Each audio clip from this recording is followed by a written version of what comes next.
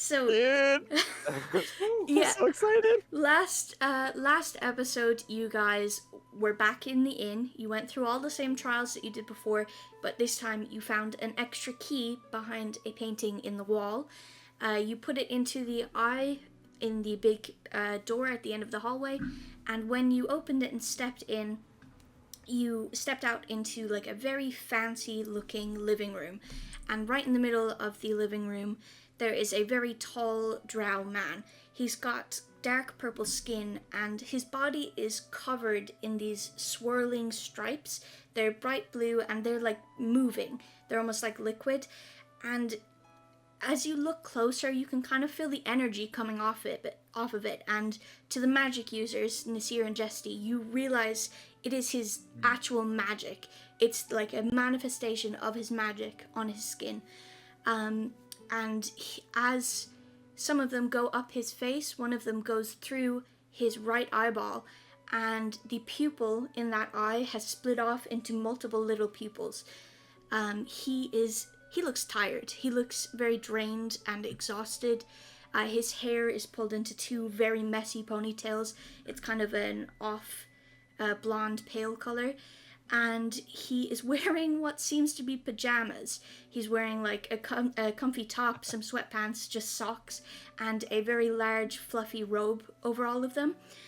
He looks miserable, but when he turns and spots you all, he smiles at you all kindly and steps forward. And as he does, the little rat on his shoulder jumps down and runs over to you all, squeaking happily. Oh, can I pet the rat? Yeah. Yes, he's very happy. He's very happy to be pet. Oh, hello, buddy. Oh, it's so nice to see you. Oh my goodness.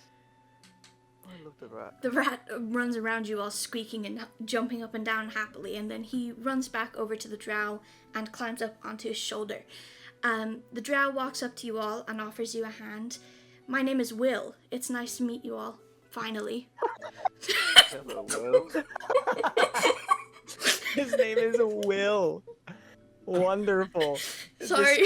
This presumably a crazy magic user.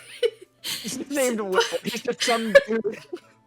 Before this episode, Durak was Demi was trying to guess his name, and he guessed William first, and I said technically close. I did. Sorry. Oh, you Yes. are technically correct. That's Technically so good. close. Yes, he smiles at you. My name is Will. It's nice to meet you all finally. Is that Will with an I or Y? I? Oh, okay. Nice to meet you, Will. You mean multiple eyes, like because the people think. Never mind. I'm not gonna say about it. Will, I'm very confused as to what's going on right now. I've noticed you're in back there, and I mean, what's up with that, man? What's Great question. what's up Great what's first up with question. that, dude? What's up with the inn, dude? Like, is that yours? He kind of like chuckles a little bit. Yes, the inn is, well, technically mine, I suppose. At the moment, I'm in possession of it.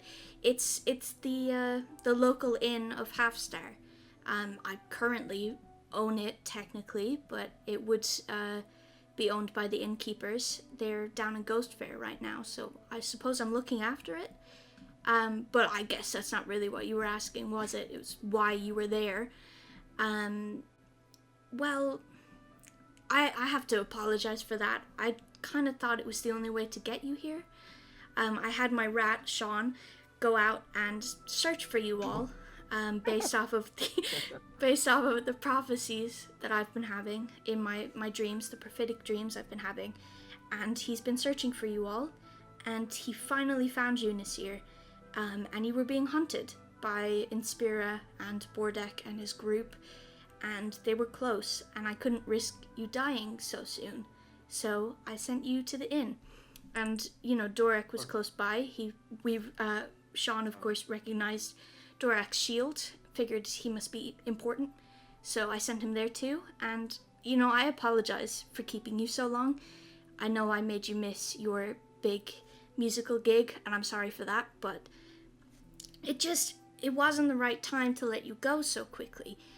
They were still looking for you for like a week, and then by the time they stopped looking, Tudor was on the way to Springmire where Jesty was, and I just thought if I could get you all in the same place at the same time, it would make things easier. So I'm truly sorry that you missed your gig, but it needed to be done.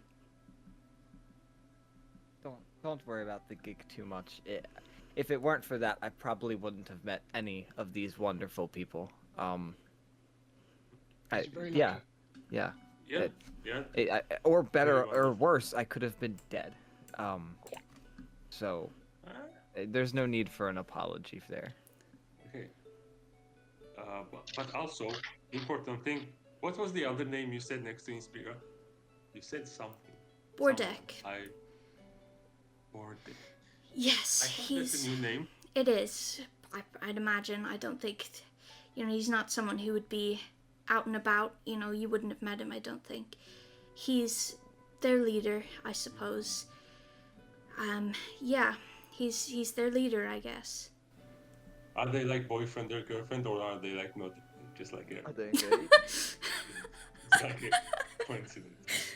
He giggles and he brings his hand up to where you notice for the first time there's a gold chain around his neck with what looks to be a wedding band on it, and he kind of holds it and he says, no, they're not dating.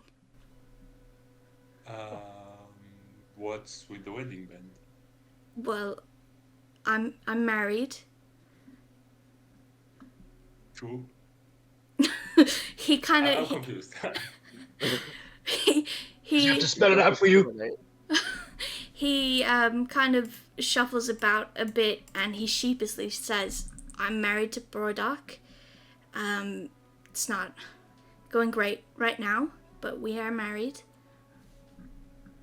Okay. Good for you. Where's she at? Okay. He. Wait, he. Is it? He. Yeah. He. And you are also a he, right? Yes. Yes, okay, great. Okay, one important question. Are we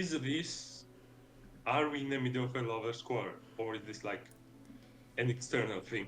It's one of the, because I'm confused, because I thought two guys, so you're saying you are on our side, but you're married to the other guy who's not on our side. But am I kind of like it? And then he works with another girl who is not related, right? Did I get it? Kind of like the gist?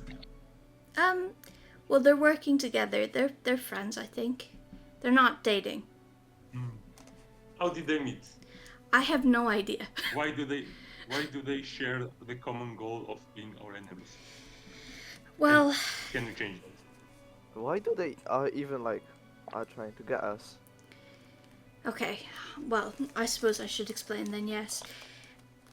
About a year ago, I suppose, Burdek got it into his head that it would be smart to overthrow the queen. And, she needs to be overthrown. I agree with that. She's not good. I'm sorry, the queen of what exactly? Of Faymir. You guys would all have vaguely know her. None of you really none of you live near where she is. She's technically your queen, but you don't really, have anything to do with her. But you do all definitely know that she sucks. It's basically common knowledge that she's not great. She's very corrupt. She lets people get away with ridiculous crimes. She's just not very well liked.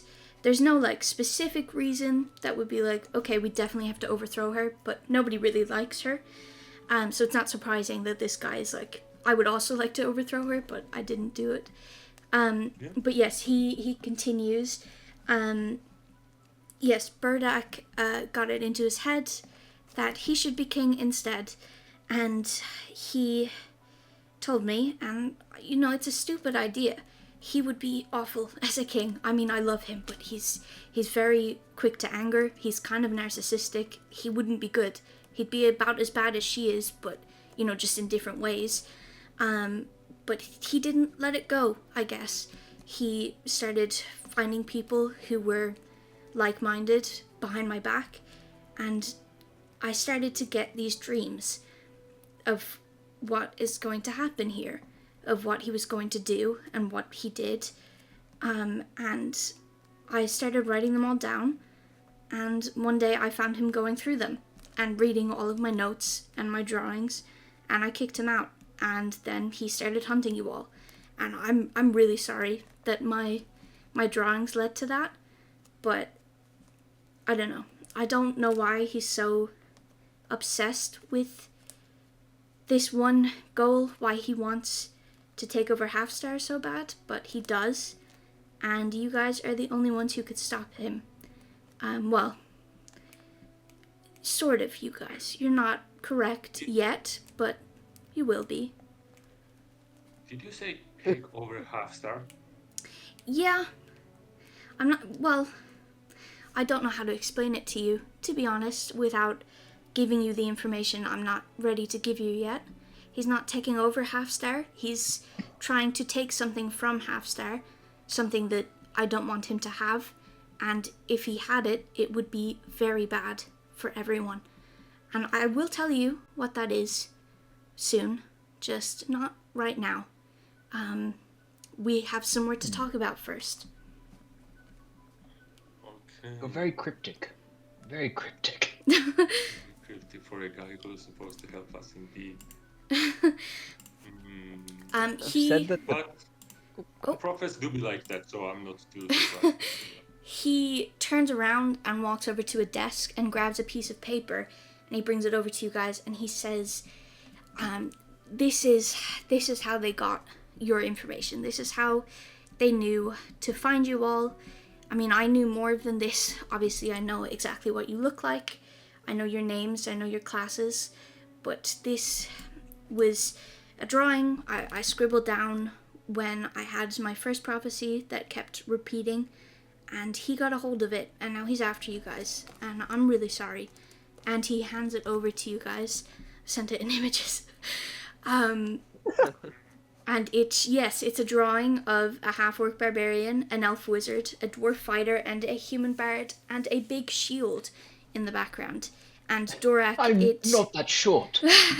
Durak, something in the back of your head reminds you that Sean the rat got you and brought you to the inn because he recognized your shield. And as you're looking at this piece of paper, it does look vaguely like your shield. Very crudely drawn, but it is exactly like the shield that you carry around with you. What's with the half-orc barbarian?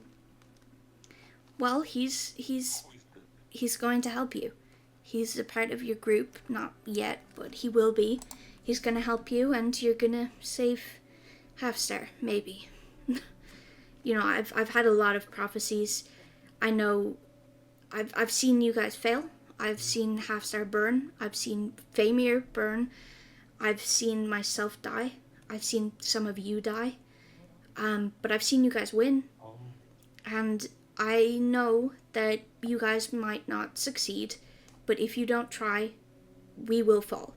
Half Star cannot stand without you all. So I'm begging you to try. And I know that doing that without knowing why would be stupid for all of your best interests, so I want to show you why. And he kind of walks over to the door to the outside of the house, and he turns back and waits for you all. So you guys can hang out and talk some more if you want, or you can follow him if you would like. I mean... Yeah, I think we should talk for a second. Yeah. Yeah, I think people wanting to kill us is enough of a justification, so... Yeah. Someone wanting to kill me... Well, actually, I do have a question, which is that... Actually, I have many questions, of course. But I'm gonna ask the first, most important one, and then maybe others also have questions. I mean, you said. Okay, so, okay, actually, the most important question. Your divination powers. Are you a servant of some god, or is it like wizardry, divination, magic? I suppose it's a mix. I learned myself. Well, it's truly hard to explain. I followed a god for a time. It didn't feel right, and so I stopped. But I had been secretly teaching myself a lot, so I used those to continue to teach myself, and then I found someone who was not a god to follow.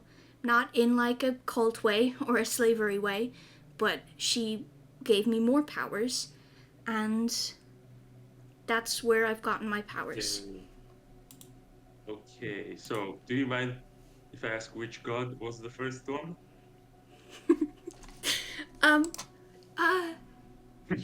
Wait, I have a name. Give me a second. Fuck. I wrote it down somewhere. Oh my god.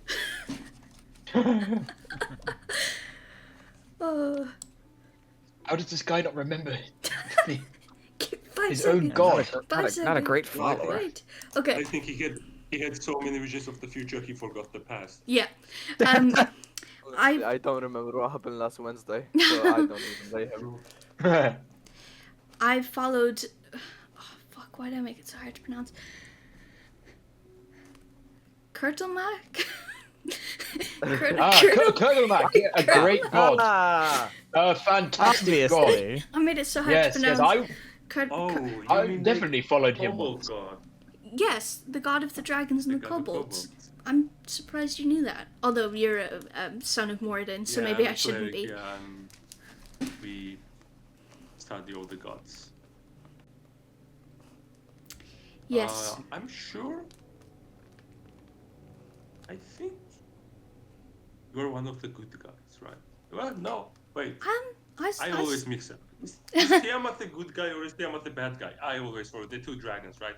I always mix them up. The two main dragon guys. Is Tiamat the good? No. I wait. I don't remember. You're probably the good guy, right? Probably. Sure. What's the good god? Was it a good god or was it a bad god? Good, I think. It was very, vengeful, but good. Makes sense. I'll brush up on my god. Yeah, you guys. I think all of you except Nasir, maybe, you would know that she has always been a very kind god until about. Where did I write it down? Oh God. Okay. Until about 200 years ago, there was a massive war between all of the countries, and everyone kind of just used dragons as weapons. They fought with them, they rode them, and the thing with that was most of the bigger dragons were female, so they rode the females out into battle, and most of them died, and as the war continued, they moved down to the smaller dragons, and they all died, and now they're basically extinct. None of you have heard of a dragon existing in Faymir for a long time, so her being a vengeful god makes sense. She's kind, but she's mad that Faymir basically killed off all of the dragons. Nasir, you would maybe not know that they're extinct. You would probably have heard stories and stuff, but because you're much younger than everyone else, you maybe wouldn't have even known that they had existed at all. But everyone else, you know that they did and then went extinct. Yeah, okay. I have a lot more questions, but anyone else, do you guys have any questions or anything else to discuss before I... Yeah, actually I do. Inquire? Yeah. On the drawing, what's up with just his eyes? Or eye, I guess. Right. I suppose that hasn't happened yet, has it? What do you mean? Or the barbarian, actually. The random barbarian. What the fuck do you mean? It hasn't happened yet. Jesse, what are the color of your eyes? I'm looking at Jesse. What is his eye color? I think he's... They're not light blue. No, wait, they are light blue. They are light blue. They are really light blue. They're light blue. then, They're yeah. not blue like this. And it does... But they're not like that. It does strike you as odd that he made everyone's eyes black except those two have one blue eye each. Yeah, he looks down at the drawing and says, I'm not so sure that I can tell you. It wouldn't change anything if I did, and there's no use worrying. I'm sorry that you saw this at all, actually. I mean, can I ask, just whatever it is it going to hurt? He kind of like awkwardly rubs the back of his neck and avoids eye contact. Oh my god. Okay, so you're going to get your eye torn out and then you lose it. Okay, we get it. We get it. And the other one goes, the second eye goes to the barbarian. Okay, makes sense. Makes sense. Good luck. Oh god. Why is it always me? I mean, did you need the eye anyway? It's probably not that bad. Also, okay, yeah. What does everyone else think? I mean, we didn't get an answer. You said that the people of Half Star are, you know, on a bit of a vacation, right? Down in Ghost Fair, right? Are they there willingly? Yes. Well, yes. I mean, as much as you can be willing to be somewhere if they were anywhere else, they would be killed by the creatures. So they technically don't have a choice, but wouldn't you choose being alive over being dead? You know. What creatures? Yes. That was... I was getting to that. Burdeck started his attack already. And I froze Half Star and Ghost Fair in time. That's how the inn has that void-like thing on the outside of the windows. It's the same here, actually, and he points to a window, and it's the exact same kind of like void-like thing outside. Yeah. Wait, are you the reason Half Star disappeared? I am. It was for our own safety, but I am the reason it disappeared. Yes, we're all alive. We're safe, and we're sort of safe. Once we kill all of these creatures, once we win, then people are going to be right back where they were. Half Star will go right back where it was. Ghost Fair will be the same, and everyone will be fine. But for now, the safest thing for all of us is to be in this void. Half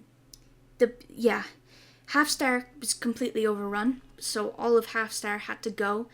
If you went to the Underdark in not here, if you went to the Underdark from some other way, Ghost Fair would still be there, but it's trapped in a bubble of air. So people in Ghost Fair can move around and stuff.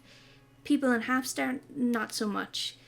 They got into buildings really quickly, and it was just easier to freeze everything to stop more people from dying. So Ghost Fair, we can walk around freely. Half Star, not so much. So currently, we are in like this limbo area inside of an inn in Half Star. You're inside his house right now. You were in the inn. Oh, you're right. We walked through the door. Yeah, so the inn and his house are both like pockets, basically. So are a lot of the other buildings. Most of them are pockets, but then a lot of the others are also inside the void, if that makes sense. Think of it like bubbles of being able to move around and stuff. But yeah. So, let me ask real quick. So that inn basically back there, it is frozen in time. Those doors, though, that, obviously we all realize it, it spits you out in different places. Is that just your way of being able to leave this place that's frozen in time and make sure that, nothing else is happening outside of Half Star? And also, did you choose the locations? So, what happened basically was, before Half Star froze, I was out in Frostwick, and I accidentally summoned a Androsphinx, and she caused a massive time loop in Frostwick, or he caused a massive time loop in Frostwick, down in the dungeon. And I just decided that, you know what, if you're gonna save us all, I may as well test you. I may as well make sure that you can actually save us. So I gave some kobolds, that's not what happened. Some kobolds stole a key from me, and I decided to set up the tests. So you get the key from the kobolds. Then I went to a school, I can't remember, in some town up north, and I froze the classroom, and then I did that with the other places too. I chose them. I didn't choose Frostwick, but it was, you know, it was the best I could do with the situation that happened. Yeah, I thought that testing you would be the best way to fix that. Okay. How did we do? You did good. Wait. Well, actually, you know what? You've been straight with us, so I'm gonna be straight with you. You're telling me, because until now I was like, okay, this guy, Will, you know, he's a good guy, right? He's helping us. But you're telling me you trapped an entire city in a time loop with its hundreds of inhabitants, and instead of fixing it, you were like, you know what this would be good for? A test. To be fair, I did try to fix it, but that Andros thinks she is angry. I keep doing that. He is angry, and he tried to eat me, especially when he realized I was the one who did it. So I just kind of figured I can't fix it now, and then, you know, Half Star happened. So just once this is all over, I will go and I will get him home, and I will fix Frostwick, and I will fix anything else I did. But for now, Half Star and Ghost Fair are my priority.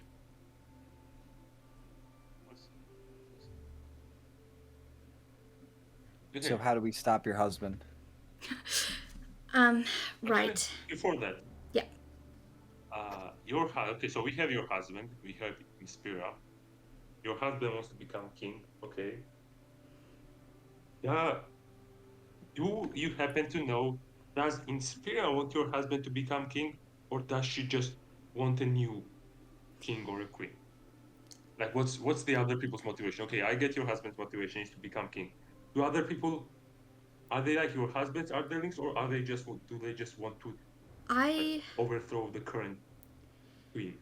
I believe, I've only met them a few times. I don't really know them personally, but I believe that the other people that work for him are working towards killing Vox, the queen, but I don't think that they intend to let him be king, especially not in Spira. That's what I thought. Okay, I see. Okay, also, do you happen to know who Orcel is? So we found one of letters, and actually, I remember him saying something about a boss mess, so that's probably your husband. And then the message was to Inspira, and Orcel is that just like a random grunt, doing like some grunt work? I think he works alongside Inspira and the other people. I think he's basically on the same level as her, but I mean, I've met him. He's not very smart. Not king material, certainly. So to be honest, I'm not too worried about him. I think he'll probably get himself killed before they get anywhere near the throne. I see, that makes sense. And also, probably my final question until we move on to the question that Nasir asked is that you seem quite a powerful fellow. How powerful is your husband? Because you do all this magic, if your husband is on the same level as you. No, he's not. No, I do the magic in the relationship. He's a dwarf barbarian. He's not very magical. I mean, he is powerful, but not with magic. Do we know where he was from originally? What kind of dwarf he is? Give me a second. I'm just wondering. He is He's from the same place as us, Tudor. Maybe we could find some info about him. Where are you guys from? Yeah, Good question. It's the thing called. A very Oh, good Demi. question. Go on, Demi. I don't I remember. am from. Well, the important part is he from the same place? I'm Yep. gonna say no. I don't think Okay. so. Great. No. Let me try and find one. He's from Milgary, Swear to God. up in the north. Yeah, no. Okay. So not related to us. Okay, so. Okay. Actually, so guys, Justin is here, Tudor. Yes. Mhm.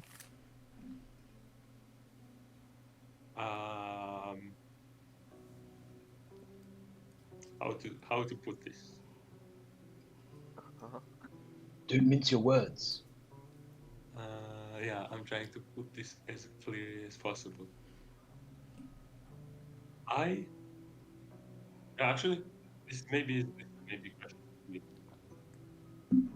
How am I involved? Because in all the prophecies, in everything I've come across, I'm just a bystander. Now, of course, now that I have dipped my toe in this injustice, I will try my best.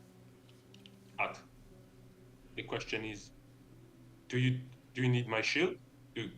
Because I don't know. Do you guys just want my shield? Is this the important part? Like how am I involved? Doesn't seem like you are involved, other than your That's what I'm shield. asking. Other than the shield, so do you just want me to give these guys my shield and I just go? Like, what's the plan? What's the best approach? Will turns to you and he kind of shakes his head and he says, "You're so much more important than you seem to think. Maybe not saving Half Star directly, but you need that shield and you need to keep going with them. You are so close to everything. You need to keep going."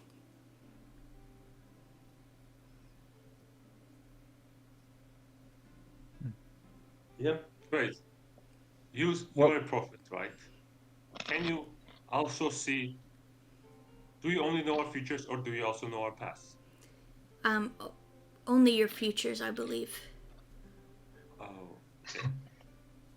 I had a question, He but believes. He you believes. are not gonna have the answer if you don't know the past. Well, I mean, Tudor is here, so I'm not going anywhere else anyway. But Will, what are you willing to sacrifice to save Half Star? Well, I Because we have to risk our lives. or Well, more I'll- importantly, I'll what be are you helping not you. willing to sacrifice? there isn't much, to be honest. I will give everything I can. I mean, I'm not just So if throwing we have you. to kill your husband, that's fine. That's if that is what needs to happen, then that's okay.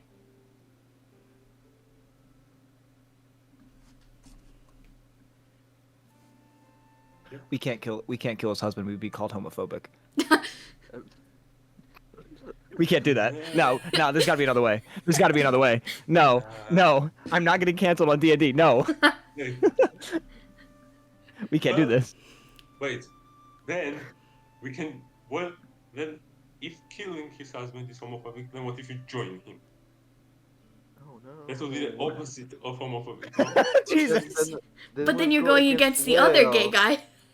Yeah. You're right. Ooh, Yeah, it's a we're lose-lose screwed. situation. It's Oh, fine. no. I'll I make know the solution. I'll make other characters How gay. not You to can be join them. How about we kill both of them? No, We are because super then because then that's just a huge hate crime. No, because Like, two what? negatives make a positive. No. They cancel each other. Oh, you've given me a moral dilemma above table. Have I? He's evil. He's evil. He's evil. Yeah, but evil is secondary. The primary is homophobia. That is That's the not primary allowed issue. in this world. That is the primary issue we are Zero discussing. The moral tolerance. issue, exactly. Moral issue, that's like secondary. Like, we'll get to that. But So- okay, well, actually, Any other questions do we have? I do have a question. Will, Yes. do you know the tiefling and human couple? Are they safe? Oh yes. I Yes. don't know that you can get I who are you talking about? All the way way back, dude. would he. Way back, way back. Yeah, I had to take a second to remember. Would he know? No, the cat. You know what? Yes, the rat would know. Yes. Sean told me that they're doing good. They made it to wherever they were going, and they're settling in. They're okay. Wait, are we talking about the These ones got Demi. with the I just with sent the you a child? picture. Yes, Yes. Mm-hmm. But was the wife human? she was a What? tiefling. What? She was a tiefling. Yeah, Oh, tiefling. the husband was an elf. Oh, my bad. Okay, yeah, okay, now it makes sense because I was like human tiefling. I was kind of lost. Okay, yeah, I then yeah, the Hera one, the one we met after like the traveling to Half Star when we met them in the middle of like the road, right? Yeah, Yeah. I remember. Exactly. Makes a lot of sense. Well, also, actually, an important question I just remembered. Are you related or do you know of the person who was writing and doing research in Half Star, like the woman, right? Do you guys remember her name? I don't remember. Like the woman who Oh, was trying her. to. What was she trying to do? She was writing a book on Halfstar. She Exactly. published it. Yeah, he rolls his eyes a little bit. Yeah, I know her. I mean, we only met that one time, but I read the book, and I'm not happy about it.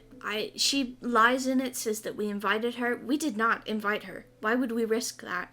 We have something in Ghost Fair that we don't want people to know about. Why would we have invited her? You know, we're just lucky we managed to hide. Otherwise, yeah, otherwise it would have been bad. So you're from Half Star.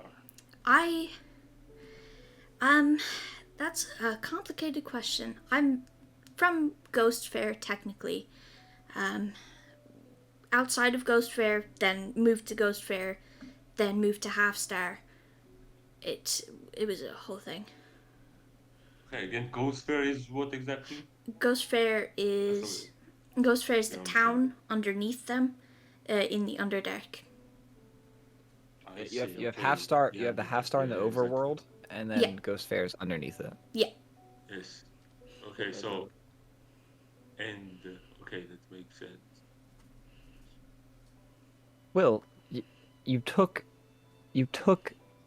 this nice librarian's book for one of your quests. I did.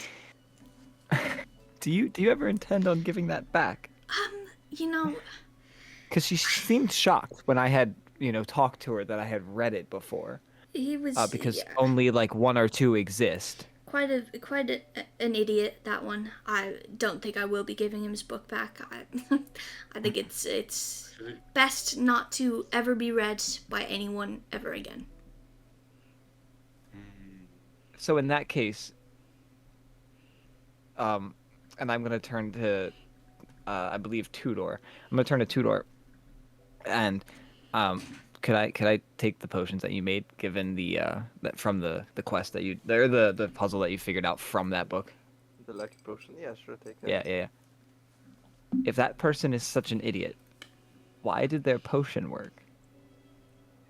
yeah, and also, as the follower of Moradin, the god of knowledge, I'm not sure I share the hiding knowledge from other people passion. I can't really approve of that. Well, the book, if you guys would like to go and get the book after all of this, go ahead. I don't know. He rubs me the wrong way. Maybe he's not an idiot. Maybe that was a bit harsh. He's just not smart. And luck potions have been made often by a lot of people. I read that book. I think what he did was found somebody else's potion recipe, took it, and then made it significantly more complicated, just for fun, I think, and then said that it was a beginner's guide. I don't think that book needs to be out there. Plagiarism. That is a sin. I would like to Worst. ask Sean a question. Okay. I don't even know if he's gonna understand me. So I'm gonna kind of kneel down and go, "Hey, buddy. Hey." He chirps When at me you. and Durak were in that room, that grid room, and we saw a rat run Yes. out. That very first time that I'm assuming you brought us to this inn. You just sleeping in that room? He nods like very, very aggressively. He was just having a nap. The rat was Oh, the important buddy. part. Let's go, we were The rat. rat was the important part. You know what? I can die now I'm gonna- knowing that I was I'm gonna, right. I'm just gonna give him a couple pets, and it's like, good boy. You're He's you're very a great happy. companion. He's Thank very, God very we didn't happy. do it. I'm just gonna sit there. I'm gonna sit there, and I'm gonna say, I apologize, Sean, for putting you to sleep and picking you up. He sorry. squeaks at you, and Will chuckles and says, "You know, he's a familiar. He's a fine familiar. He's not a real rat, so it would have been fine. He's died many times, but I'm glad to know that you didn't hurt him." I was a bit worried when, this rat that I didn't know was a friend or foe kept circling me, so I had to do something. That's fair. Moral ambiguity. Lets his pets die. This is not looking good. This is not looking Okay, Will's a good guy. All right, we're good. Will's a good guy. Deal. Okay, deal. Will's a good guy. Deal. You say Will he's is a a good guy. morally, Almost. he's a morally ambiguous, but on our side for now guy. You know, we Let's say almost killed that Sphinx. If we Almost didn't, killed like, the Sphinx. If we didn't get that, like, what if we just don't kill it? You know? Oh yeah, wait. Good point. The Sphinx, we didn't really kill it. Where we supposed to kill it? Not yet. Well, So I'm glad you didn't. I think if you had, it would have fixed Frostwick. You know, it would have stopped the time loop. But I can send her. I can send him back home. You know, he doesn't need to die. That's good news.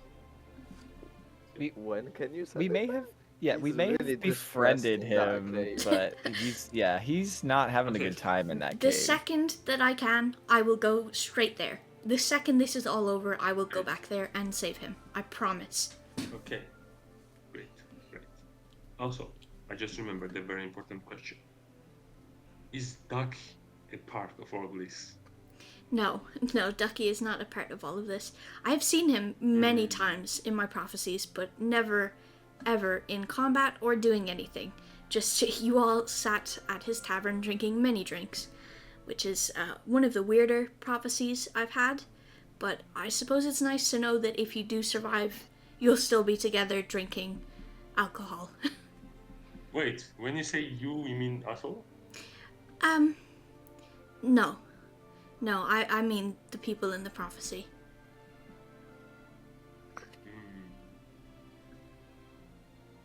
Will, Is someone not gonna we're gonna survive? we're gonna be going up against your husband, and this may be too grave of an ask.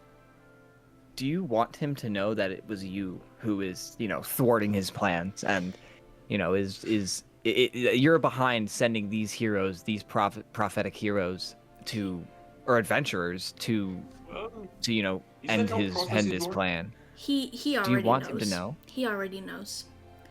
We were, Yeah. we were on the same side, and he Right. asked me to join him, and I said no, because I didn't want to do what I had to do to join him. So he knows Also- that we're against each other. Also, let's see, I think you're confused how prophecies work.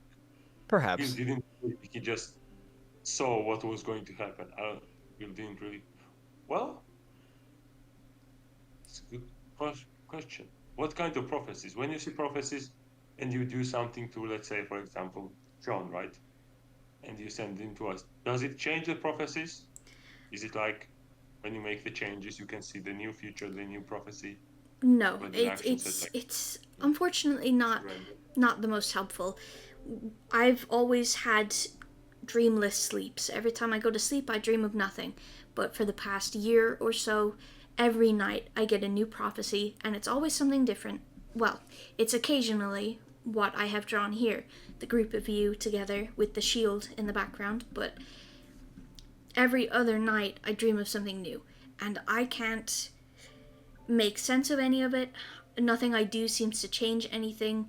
I see what I believe are two separate paths. I've seen Ghost Fair and Half Star fall to ruins, and I've seen you guys win, and I don't believe those could happen at the same time.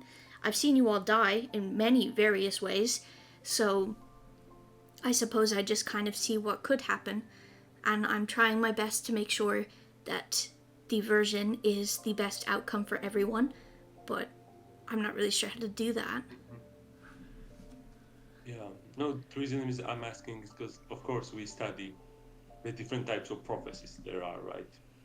Because we also have clerics, they also get a bunch of prophecies, although, of course, most of our prophecies are from Moradin himself.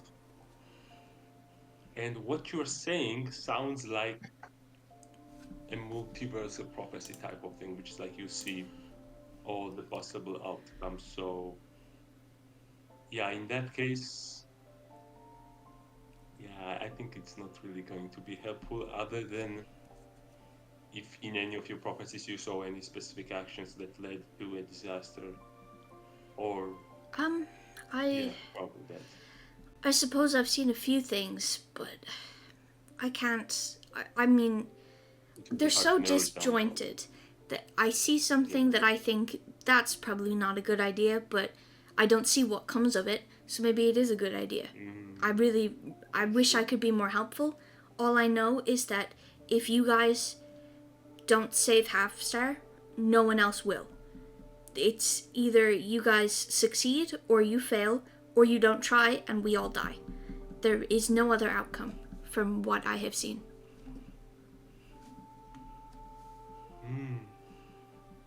No, I think we're all in agreement that we are saving Half Star, right? We're gonna attempt to. No, be positive.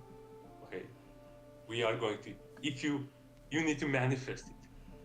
Okay, we are going to save Half Star. It has already happened. It's written in stone. We are not. But we don't even know where to start.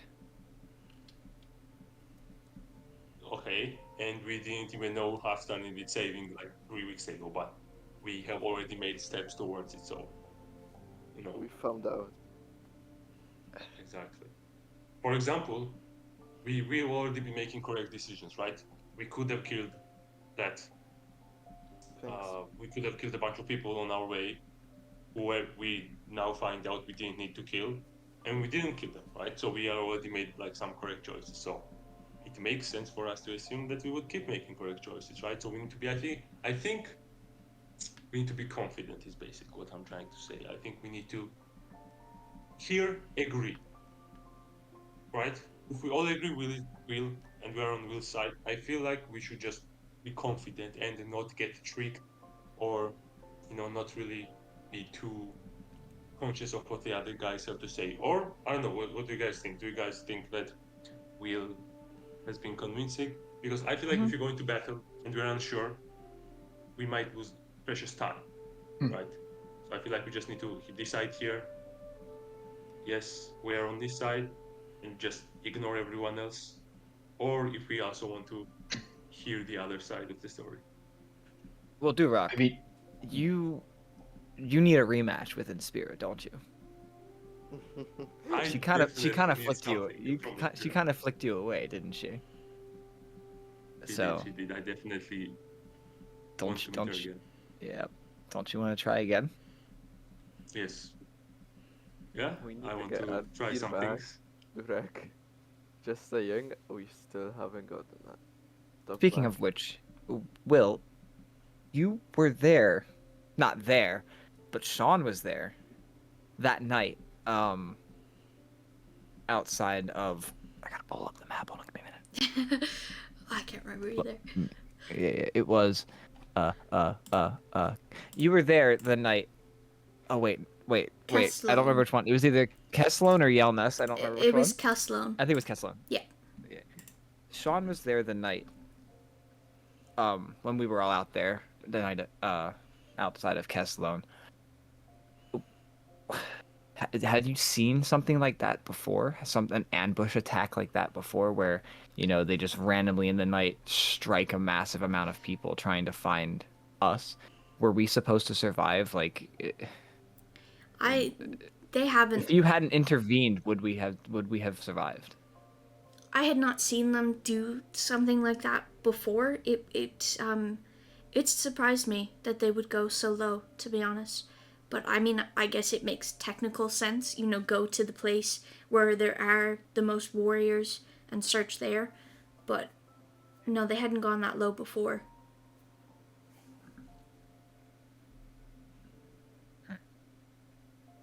Okay, so the fact that they still don't know where we are, I feel like they are not that many, right? It's not like they have like a huge network and things like that. Or Well, they would they have did found us. attack us with like 200 people out of Yeah, that but portal that was she more like summoned. attacking all the warriors just off on the chance that we were there, right? I don't think they knew us. That felt more like statistically made decision rather than they knew. Because if they knew, why would they attack with 200 people? They could wait when the They four of could us just are find alone, us. and just 200 people, 200 versus 4 would be much more disadvantageous to us than like 200 versus 200, So right? they had no So I feel idea like, if we were there or not. They yeah, just did I it feel like, based yeah, on it was the just fact like a that lucky Yeah. shot. Exactly. I believe Emma, I believe that's the reason. I mean, all they had to go off of was the drawing I made, which is not very descriptive. And they attacked at night, right? So you wouldn't have had your weapons or anything on you at that exact moment. I think they just attacked because they thought logically you could be there.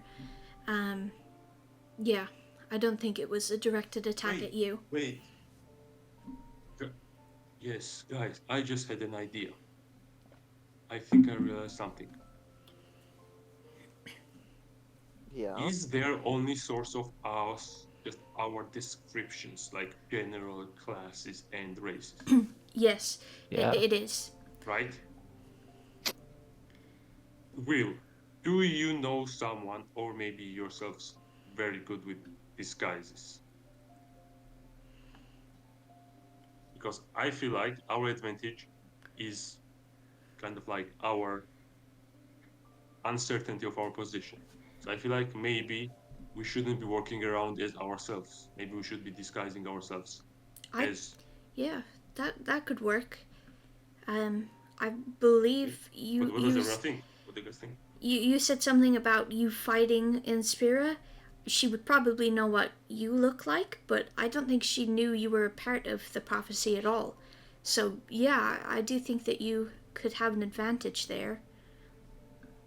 Good point. So that's right. So from Durak, you don't Inspira's even point of need view, disguise because you're not No. part of the prophecy. Well- All they know of you is your shield. So if you Well, give us your shield, then they wouldn't even bat an eye to you.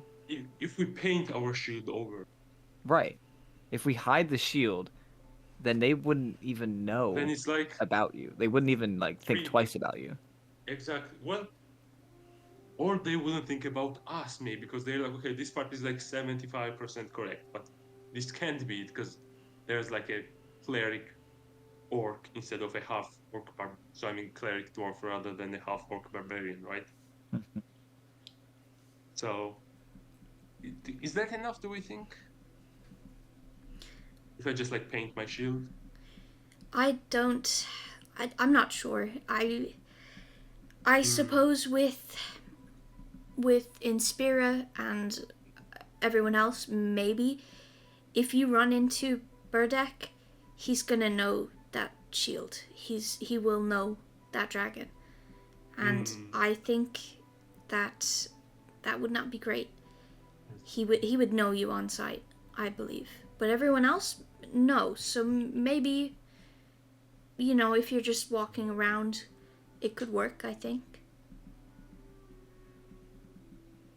Then that might be our best option going forward. Don't be ourselves. Yeah, I think that makes a lot of sense because if we come across Burdak, it's probably do or die anyway. and then everywhere else we just get ignored, probably. Hopefully they are so in a hurry and worried about us that they will ignore everything else and everyone else who doesn't fit the description. Or actually, I just realized maybe if you're in enemy territory, I should be leading, in the sense that I should be talking to people and finding out what's going on, because no one will care for me if as long as I leave my shield with you guys, right? I just go there. It's a random dwarf cleric. Maybe he's on our side. Maybe I could even pretend to be on their side. Yeah, I think we okay. I think we have a plan of attack. Yep, I think that's okay. So to sum it up, to sum it up, our goal. So we don't care about the queen, right? Our goal is to save Half-Star. Whether queen gets overthrown or not, we don't really care about that. Maybe. Wait, actually, here's a question. Actually, now that I realized, what is destroying Half-Star crucial to overthrowing the queen? I don't understand why your husband wanting to overthrow the queen would have to do with us saving Half-Star, if that makes sense. Because, like, saving Half-Star is not necessarily... Why is that necessarily going against your husband becoming the king? Did I miss something? Like, You didn't. I would like to show you rather than tell you. Right. So the second you are ready to go, I will show you exactly why it is so important. Yeah, I think I'm out of questions. Do you guys just didn't see it, or do you guys have any questions? Don't think so. No. No, I think I'm good. You've got about it all. Okay. So he nods at you all and he turns and he opens the front door to his house, and there's just a black void outside of it, and he casts a spell and he makes it's a very barely visible bubble of light, and it surrounds you all. As he does that, you kind of see the magic on his arms ripple a little bit, and you feel something in your head like kind of shake, and you hear a crack, and the couch right behind you explodes just into a bunch of pieces, go flying everywhere, and he turns and just rolls his eyes and then starts walking forward. Can I roll for what type of magic it was, like what school of magic it was? Okay. Arcana That would be check. probably what Arcana, yeah. Okay, let me... I rolled a... Wait, I don't even have my character sheet open up. I was so... No, we were just role this. playing. My character sheet's been off for like Yeah, 15 minutes. I just completely forgot. This was D&D. I was just so engrossed in the story. I was like, I want to figure out what's going on. So give me a second to open it up.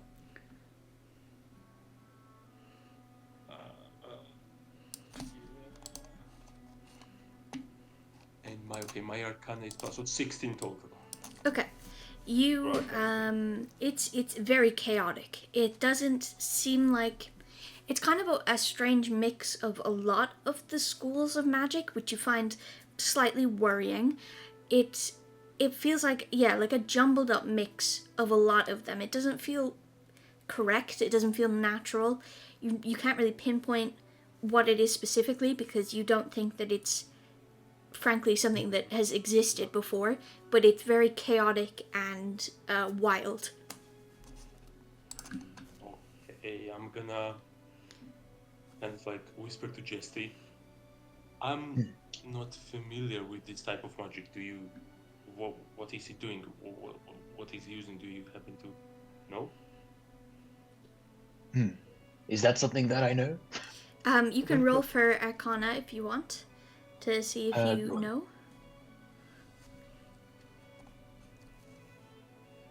It's my Arcana. I add 4.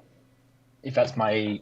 Yeah, on I Arcana. think it is. Yeah. Oh, never mind. Nat 1. Oh no, you have Oh. you have no idea, and honestly, you're finding it hard to think of any type of magic at all at the moment. Or anything. Jesty was like, there was magic here. There was magic.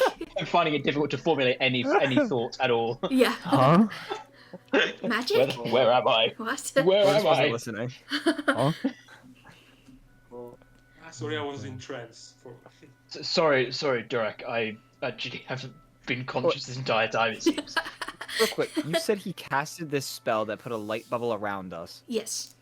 We felt our head start to shake, and then the couch behind us exploded. Yeah.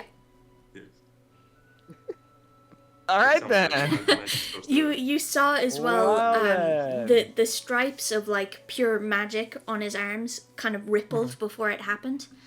When you say stripes of pure magic, does it look like a tattoo of sorts? I- Is it embedded on his skin, or is it like a I don't know, like waves of magic like running around his arm? Like, is it touching him, or is it?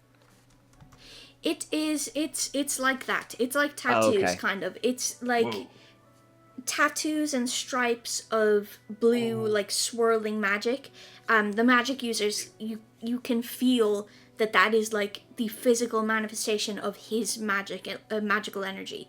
It's like And that's just the swirling magic, on him. yeah. Current, constant. It was like the magic inside his body was so much that it had to come outside, is kind of what you get from standing near it. It feels very powerful and like chaotic. Yeah.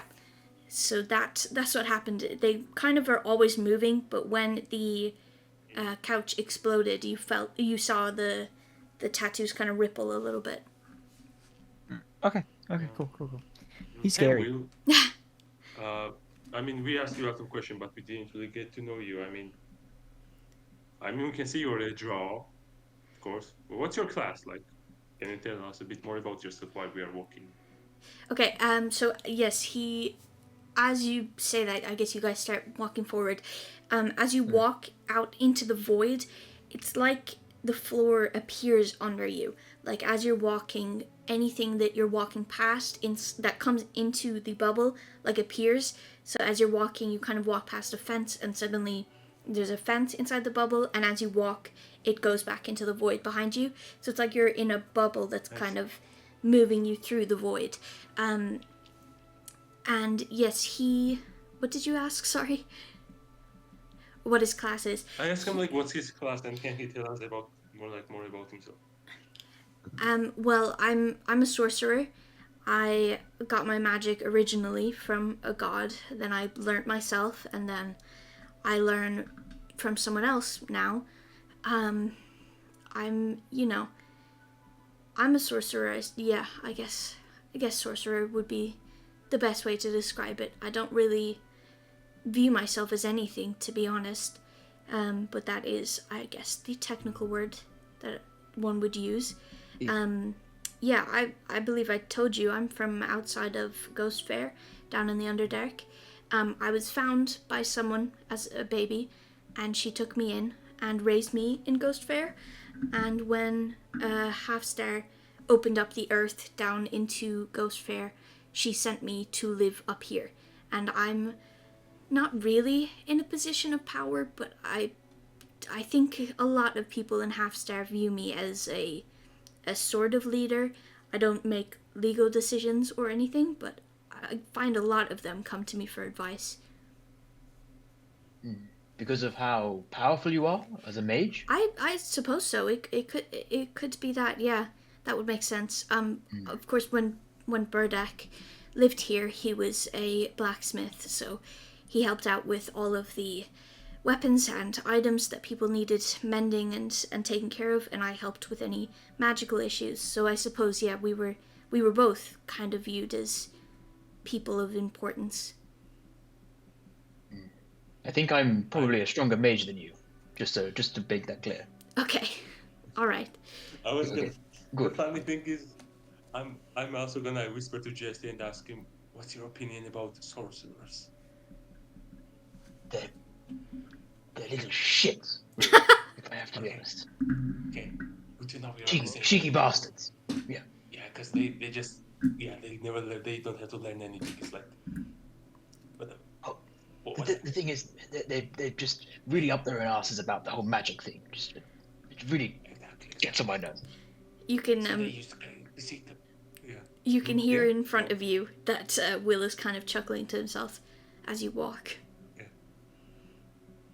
I'm gonna continue. Yeah. It's like, see, they never learn it. So like, see, he just exploded the thing, right?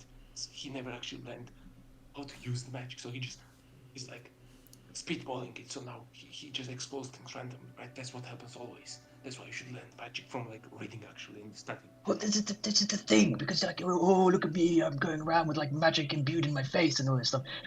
He's not like a proper wizard. It's just bullshit. Yeah, exactly. Oh, look at me, I'm blue. Yeah, like if a baby Yeah. like throw a stone, well, he's not suddenly an archer. Okay, you need to train. Like you need to put in the effort, or it doesn't count. Exactly. So all my pupils split into like loads of pieces, and I grew up like Harry Potter. We get it. You're not familiar with that. Shut the fuck up. What? Did you say Harry Potter? Is the Harry Potter? It's just some book that I read. Doesn't matter. Forget about it. I of course makes sense. Of course. It's okay. Are we there yet? Yes. So as you're walking, along this path, suddenly in front of you, and Will kind of flinches back when this happens. In front of you, like, appears the upper half of this kind of creature. It's like half stuck in the void, half inside your bubble, and he kind of flinches back from it and nods towards it. It is like a really fleshy, humanoid-looking thing. Its flesh is like pulled really tight against its bones, and on top of its shoulders there are two heads side by side, both like very kind of uncanny valley human-esque eyes, but it's very strange, kind of creepy, and they both snap towards you as you guys walk past them, and Will nods to it and says, that's the creature that you will hopefully save us from. Like, I immediately grab my weapons and I'm like, what in the name of Moradin is this? To be honest, I don't know. I wish I could tell you, but I have no idea. I've read every book I can find, and I don't know. And I don't like that I don't know, because frankly I know a lot. Read the books. I'm gonna whisper to Jesty. Maybe he's not that bad, actually. No. I'm starting to like this guy. Actually. Yeah, actually, no. Okay, I'm gonna say, well, have you tried smashing it? And I raise my hammer. Yes, I have, and it works. They do die, but the issue is not what they are. It's more so the fact that there are thousands of them surrounding Half Star and Ghost Fair. And we cannot possibly kill them all. I don't have to do anything else. I'm not in a hurry, honestly. I could smash 1,000 things. That's like a Saturday for me. I reckon you should smash it.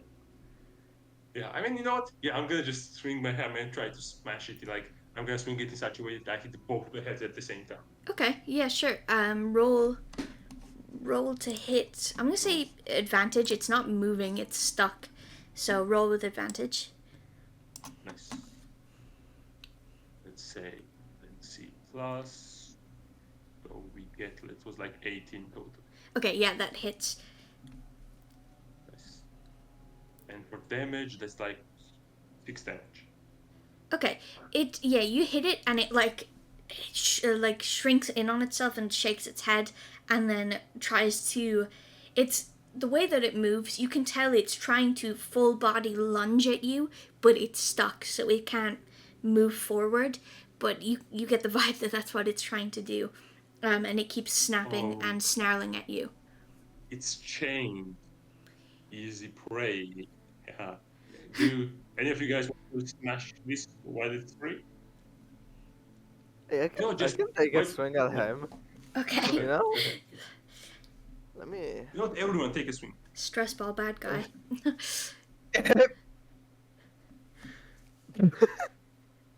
Advantage? Yeah. He's not moving, Okay. so yeah, go ahead. Okay, that's better. It's a 20 to hit. Yeah.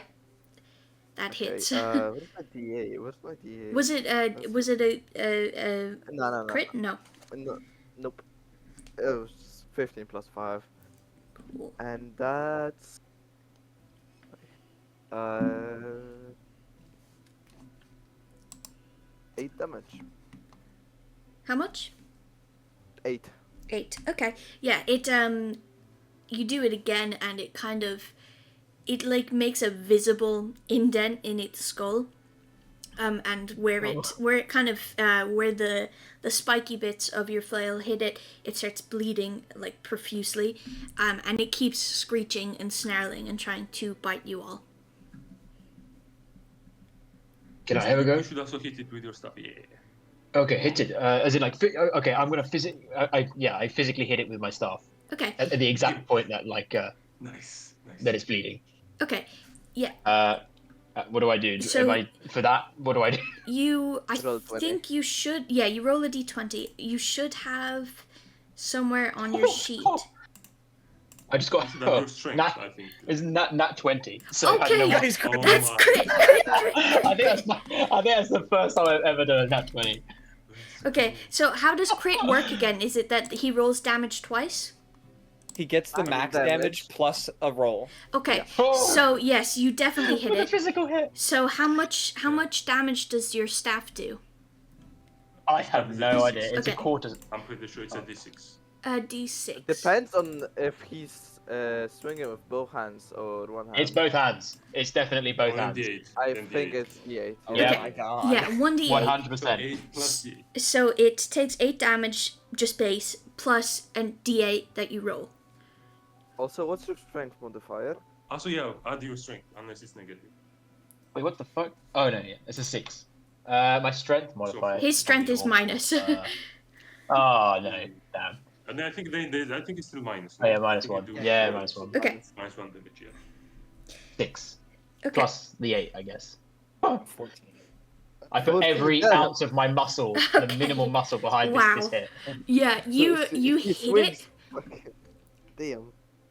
You swing down, and I think the way that you were holding it, you accidentally, rather than hit it, you kind of stab it with the sharp edge of your quarterstaff, and it goes straight through the like Jesus. middle part of the two heads. They're like still technically alive. They're kind of like wiggling around. Blood is like pooling out of their mouths, and they are like kind of screeching. It's more like gargled screeching because of all the blood. They are still technically alive, but very, very barely. Like they can't even try to bite you anymore. I'm gonna Come say on, to Nasir. Jesty, ooh, Come on, I Nasir. think you chose. Yeah, of course we want to Nasir, but I think Jesty chose the wrong career. I think you would have made Yeah. it. Very It's alright. I don't know what got into me. I just it's pure bloodlust for a moment. I just, really, Nasir, it's a bit of an out of body experience, really. yeah, That's I mean, fun. That's why we always smash. You know, okay, magic is cool, but smashing really Yeah. brings something out of you. It's like Yeah, no, primal. no, really, like for sure, definitely primal. I can really see why you're into this. Exactly. It's like a rush of adrenaline. You Oh, know yeah. what's up. You I want to do know it what's again. Exactly. Nasir, Come on, you Nasir, also take a That's finish swing. him off. it. Do it. Give it a go. It's so fun. Here, have my quarter stuff. I'm just gonna like kind of look at Will with like a because how tall is Will? He's a drow, right? He is 6'2". Okay, so he's quite taller than me, but like Yeah. he's I'm no longer the tallest. Yeah. Alright, cool. I'm looking at this guy, and I have like I face palm, and I'm just like shaking my head, and I'm just like these bloodthirsty.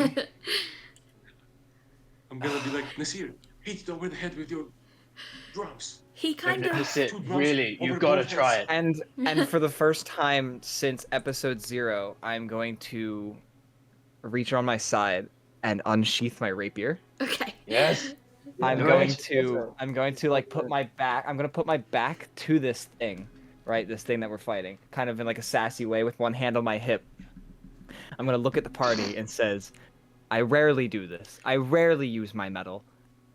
And here we go. And I'm just gonna like kind of lay the rapier over my shoulder with the monster behind me and kind of just jab backwards. Okay. Okay, Please roll roll in that one. roll to Please hit. roll in that I'm one. really hoping you fail, to be honest. I rolled a hit, right? Yeah. Am I rolling with it? Am I rolling with advantage as well, or? I mean, You're I think going you backwards. cancel it out. Exactly. So I think Okay. I'm yeah, gonna okay. say just roll. Because you're going Roll the backwards. hit. Here we go. What do I add? What do I add to hit? It says right here. Yeah, whatever your It I says rapier think plus it's says. one. finesse. I think it's for finesse. dexterity. So For you. yeah, Finesse, strength yeah. or dexterity. Strength or dex. So my dex is a +1. Yeah, so it's +1.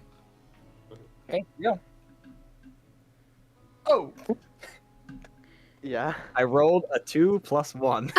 3. Okay, you go to do that, and your hand kind of slips on the rapier. It falls out of your hand, and you kind of slip backwards and briefly fall into the creature. But you quickly straighten yourself before it can bite you. But you do very much miss.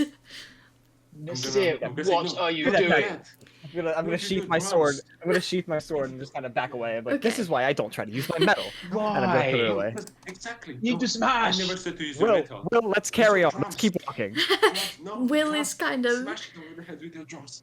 Will is watching this whole thing, like shaking his head and chuckling, like I'm too he's embarrassed. very, very familiar with people wanting to hit things with hammers. Like he knows this happens often, and he's very familiar with this sight. So he's gonna walk over to Nasir and stand beside him and wait for you guys to finish this thing off.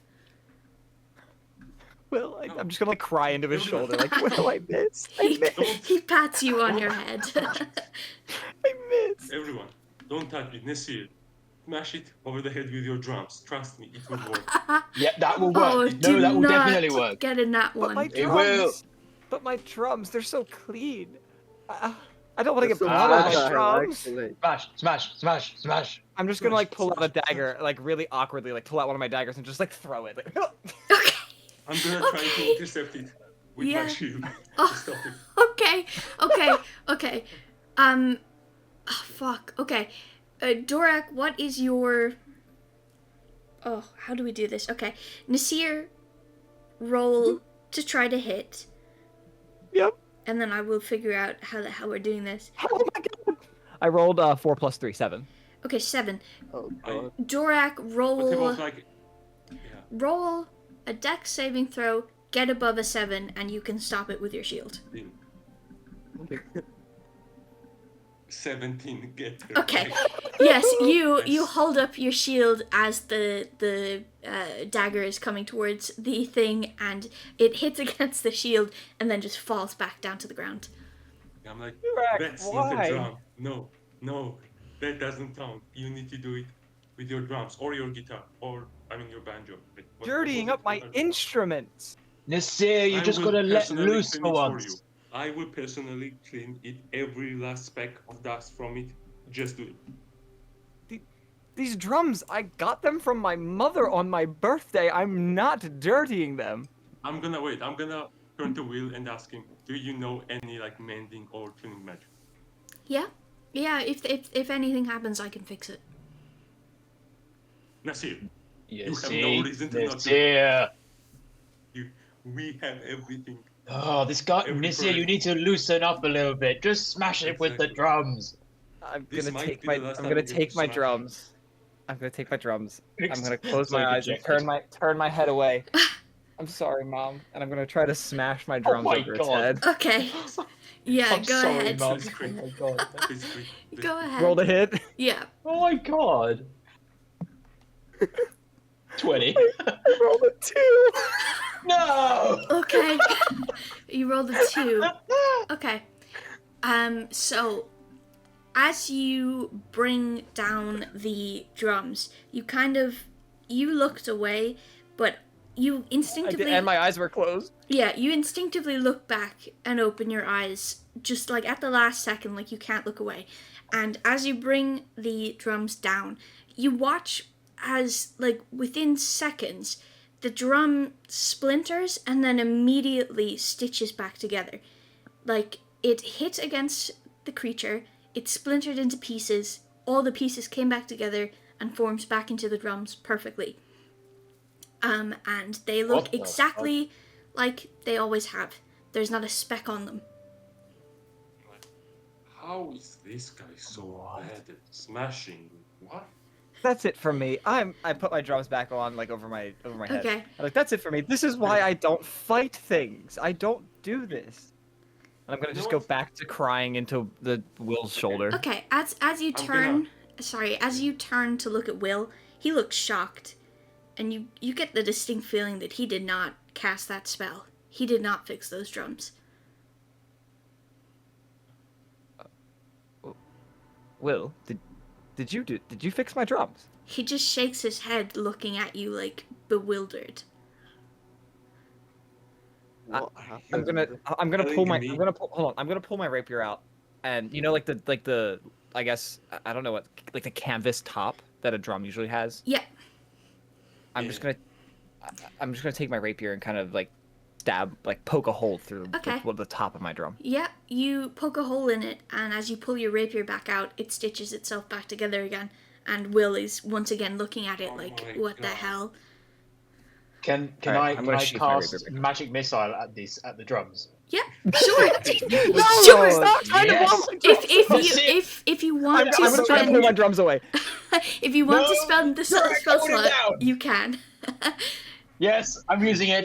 Okay, go ahead. Actually, I'm gonna try to pull my drums away. They always hit. Oh wait, no, don't it's they? magic missile. Wait, yeah, magic missile can't miss. It never misses. So It's either gonna go through you or roll damage. you're gonna put the. Roll damage. What is it? D6 or something. Imagine.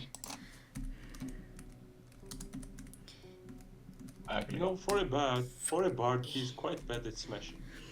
It is 3 d4s. So there's 3 darts. Each one is a d4. That's what. 4, 3, 4. Okay. Holy shit. Yeah, as Obliterated my drums, dude. they hit the drums all at once, and it like explodes basically. It like pieces go everywhere, and you all watch as they slowly come back together and reform the drums perfectly. Wow. I'm gonna pick my drums up. Nobody else touch my drums. I'm gonna go cry into Will's shoulder. No, Okay. I'm sorry. I went too far. I'm sorry, Yeah. but I just needed to see it. I'm sorry. Guys, this guy has had magical instruments and he didn't know because he never smashes. Unbelievable. Okay. I mean, I guess the face decided for this thing to leave, so I guess we should just move on, because, as fate would have it, it's just The dice decided that this thing's not dying. Okay. Let's leave it. So yeah, you guys start walking away, and as you do, Will takes out a dagger and quickly just stabs the thing in the head, and then continues walking. Will, why guys, did you? I'll let you know. If he hadn't done that, I was going to do that. As he walked by. Don't you worry about it. Sure. Okay, I did roll for that, by the way. I rolled an 18, which I'm glad that he didn't miss. You don't have to tell me that. I'm glad he didn't miss, because then I don't know what would have happened, but If we are going to kill it anyway, you could have told me. I was gonna hit it. I was gonna leave it. But if we were going to kill it anyway, I wanted to kill it. Oh. This guy is a prophet, but can't read people's minds. Oh my god. Not a mind reader. As you start walking, Will walks ahead of you all, and Sean turns around from his shoulder, and he just like face palms and shakes his head, like as if he's just completely done with basically everything that has just happened. And then you continue I'm literally walking. bawling at this point. I'm like just crying. He sees you crying, and Sean like hops between shoulder to shoulder and lands on yours, dude. and just cuddles into your face and sits there. It's just I'm just an embarrassment to myself. I smash my drums, they get remade. I smash and miss. I try to do something cool with my Oh no. Okay. Sean. Okay. I'm like petting him on my shoulder. Sean. Maybe not a dancer. Okay.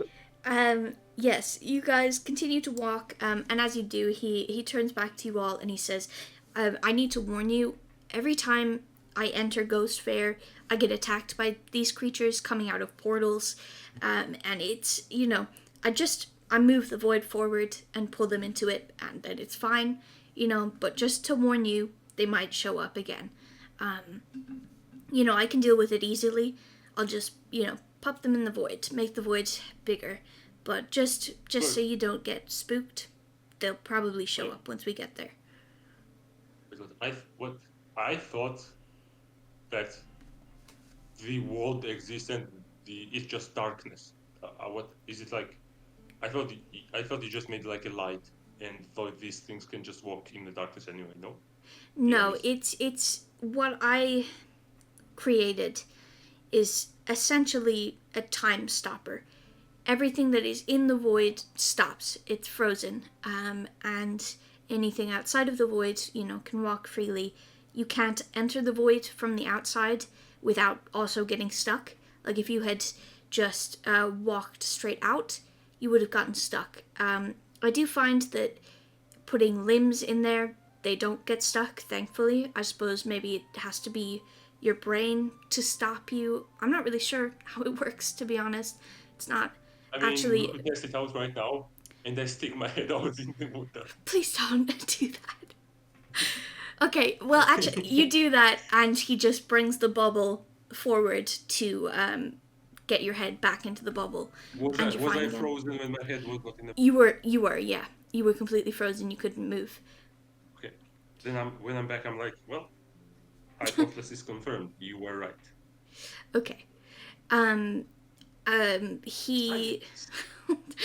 as he's moving, he also just says, that was risky, because I was going to say, I've found that sticking my limbs in the void doesn't stop me. I have seen other people do it, and they get frozen in time. I thought maybe it was just because it was me that created the spell, but I don't know now. The creatures get frozen no matter what is in the void. If they stick a hand in, their hand gets stuck, and the rest of them can still move, but their hand is still stuck in there. But you, I don't know. Well, because you're not a part of a prophecy, are you? Because I thought my prophecy would be he sticks his head in the void and dies. So I took a chance. I suppose I'm part of this prophecy. I mean, you wouldn't be here if I hadn't gotten you here. I'm probably a part of the prophecy. I just don't know my part yet, I guess. Unless my part was just getting you here. But I watched you in the inn. I had Sean watch you, and you stuck your hand out that window, and your hand did not get stuck in that void. So I guess you're all an exception to a rule. I'm not that familiar with this spell, to be honest. I just cast it because I thought it would protect us, and it did. I don't know how it works. First, I'm gonna whisper to Jesty. Figures, of course he just cast it. He didn't know it was gonna work. And then Typical. I'm gonna tell him, well, it's kinda, if you knew I was prone to sticking things out in the darkness, you should have seen this coming. So I would say that's at fair. least half, partly your fault. That's fair, yes. Okay, yes, you guys continue on. It feels like you're walking for like quite a while, like 30 minutes. And you get to this like big entrance to stairs. They're just stairs going straight down. And it's a very long and dark tunnel. And as you get to the bottom of it, you walk through. It's like walking through the void. Through the stairs? There is void in the stairs. Yes, you can't see, but the tunnel is. It's pretty small. It's small enough that you can see the walls as you're walking down it. And as you get to the bottom, it's suddenly just all void again. You still see the floor, but it's just all void. And you walk a few more steps before you enter what seems to be another bubble. And it's massive. And as you look out, you see what is likely Ghost Fair. It is a massive bubble. It goes from the bottom of the cave to the very, very top, which is like 350 feet tall at an estimate. It's huge. And as you look out, it's a layered cave. There's different shelves of rock and stuff, and on all of it is a massive city, and it's like bustling and alive from what you can see. There are people walking about, going about their day, and you look around and it's like, wait, okay, yes, there are massive wooden platforms as well, like made, hanging from the ceiling almost, they don't seem to be occupied, and it kind of strikes you as strange until you look out further at the very center of the city. It's, well, what would likely be the center of the city. From where you're standing, you can see that the void is kind of cutting into the middle of the center of the city. So the void doesn't encompass the whole place, it just encompasses the first half. As you look out to the center of the village, there is a massive mushroom with platforms going up the stalk all the way to the top. And about halfway up, there is this massive wooden platform, and on that wooden platform, from where you are standing, you can see a massive golden dragon curled up on one of the platforms. And from where you're standing, you can see that her head is more like a lion rather than a typical dragon. She's very fluffy. She has kind of a lion snout, and she looks different than the dragons that you have all seen. And she kind of seems to sense your presence, because she raises her head and stares at all of you from the distance, and then just puts her head back down and closes her eyes again. And Will turns to you all, and he points to her and said, that is why he wants to take over Halfstar. He wants her. Is she the queen? No, she is not the queen. She is probably the last dragon alive, although your shield has me questioning that. This dragon here, the fluffy one, that's Suntail. That's her.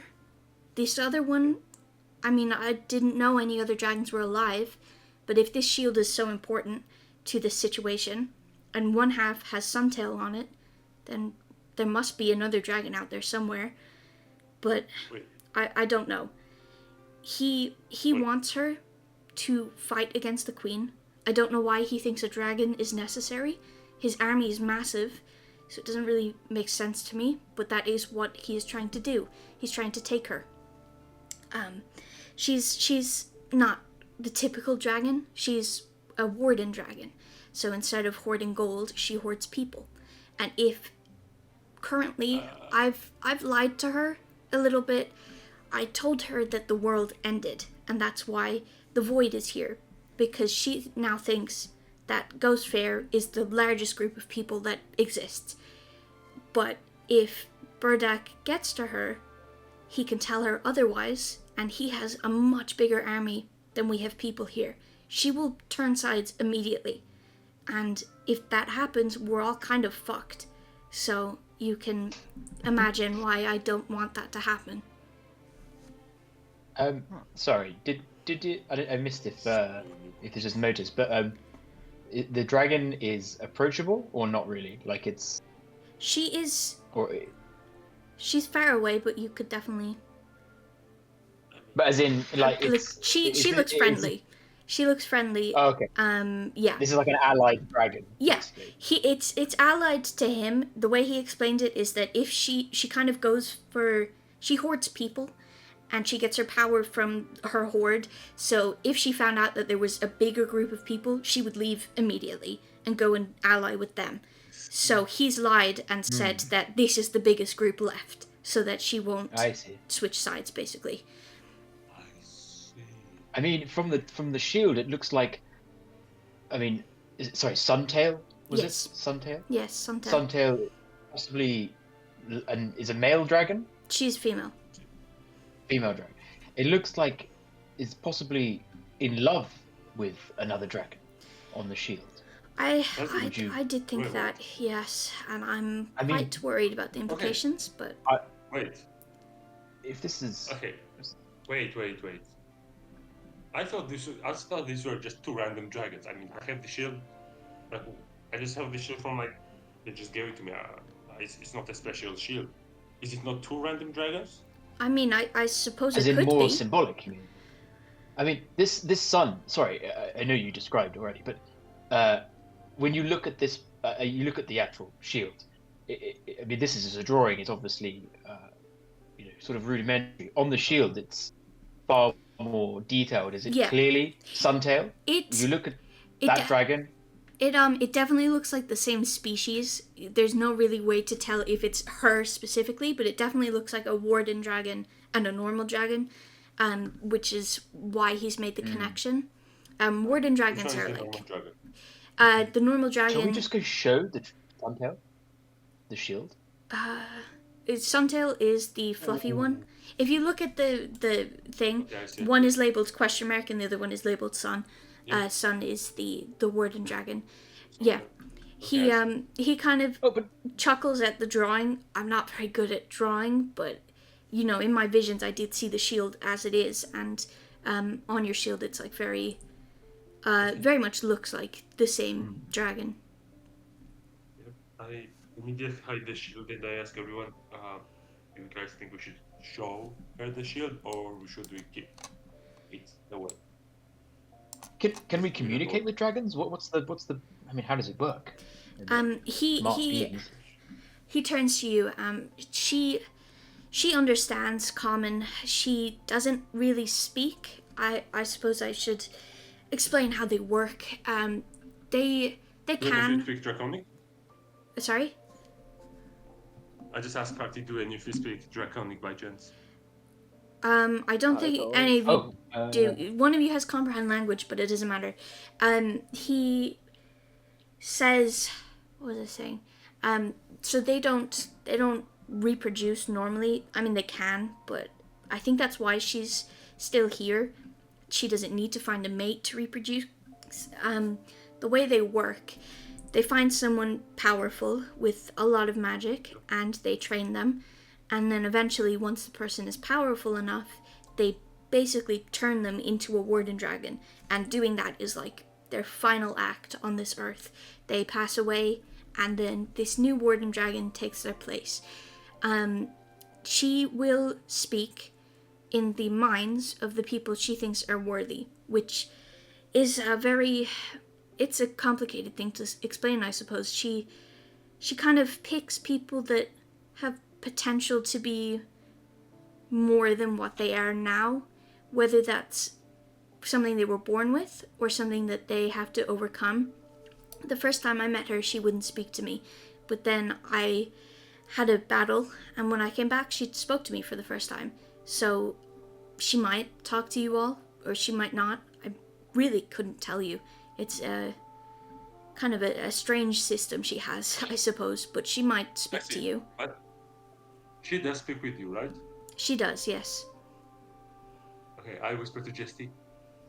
We should definitely talk to her to see if she thinks this guy is better than us. No, I think we have to talk to her. See if she talks to us. I agree. Okay. I agree. Okay, I agree. I'm gonna turn to the rest of the party and say, I think we should definitely talk to her. I think maybe the shield. I don't know what the shield would do, but definitely talk to her. Okay. Yeah, I'd probably want to. I want to ask her if if she'll talk to me. What was up with my drums back there? Because that was weird. Yes. I think Yes. you just Okay. have a magical drums, right, bro? Yes, I understand they're magical, because I could. I mean, that's how I do my Have the magic. magic, right? yes. But nothing like that has ever happened before. I've never. I mean, I've taken good care of my drums, so I've never had them break. But Yeah.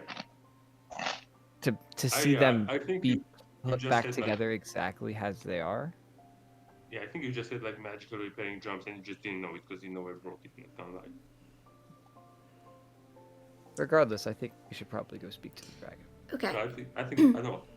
I 100% agree, but I feel like if our first question was why is this guy's drum self-healing, maybe not the best impression, we would like to make. So maybe we should think of like another question we would ask her first, like maybe introduce ourselves or something like that. Okay. He Will turns to you all as you're speaking. She's not as all-knowing as you would think a dragon would be, I suppose. She is very much still an animal. I mean, she's smart, she can speak, but she's going based off of animal instincts. If something doesn't serve her, she's not going to do it, which is why I'm so worried about Burdeck getting in here. If she finds out that there are more people, she's going to go after the more people. Like, there is no question about it. I mean, she loves me. She raised me. She found me when I was a baby and she took care of me. She named me. You know, she sees me as her child. But if she found out that there was something bigger, she would go for it immediately. So I think that if you are going to talk to her, we need to come up with a plan about what to say. Because if she realizes I lied to her about the world ending, she's going to leave. I mean, I don't, there's no way that she could, but I'm sure she could figure out a way. I think the smartest thing to do would be to tell her that before the world ended, you guys were in Halfstar, you were in a building, and as the void has gotten weaker and as my magic has, gotten more chaotic, the void has been going back further and further. It's been exposing more and more of the houses. Maybe you guys were in a building that was in the void, it's no longer in the void, and now you can suddenly walk around. That seems like the easiest way to explain your existence without her going crazy. Yep. You know what? And maybe by explaining it that way to her, she'll realize that maybe there are more people still like us in Halfstar and would want to help us instead of yes. You know what? try yes. to gain more people on her side. That's a good point. If she knows that there's more people from Halfstar, maybe she'll want to stay even more because there could be potentially even more people in the buildings. Okay, yes. If we were able to make it out, so could yes an infinite number of other people. If you guys she has no idea about. Say that to her, then it should be fine. As long as you don't allude to there being an outside world, she doesn't know anything about the creatures or these people attacking us or the prophecy. She doesn't know anything about any of that, or at least she hasn't hinted that she does. So if you were going to ask her about that, just please be discreet. Usually I'm not on board with lying, but I think I'll make an exception for this one. Seems important. We have to do this. We have to do this for the betterment of everyone. Yeah. Also, yeah, I agree. Also, Will, I love you, my man. But can you please stop dropping new information that just completely changes everything you said previously? You just said she raised you. She did. Where did that happen? Outside of Ghost Fair. She found me when I was a baby. She raised me. She, I think maybe she saw something in me that could eventually be someone who could be a good spawn for her. She raised me. She helped me. She sent me off to war. And when I came back, she spoke to me for the first time.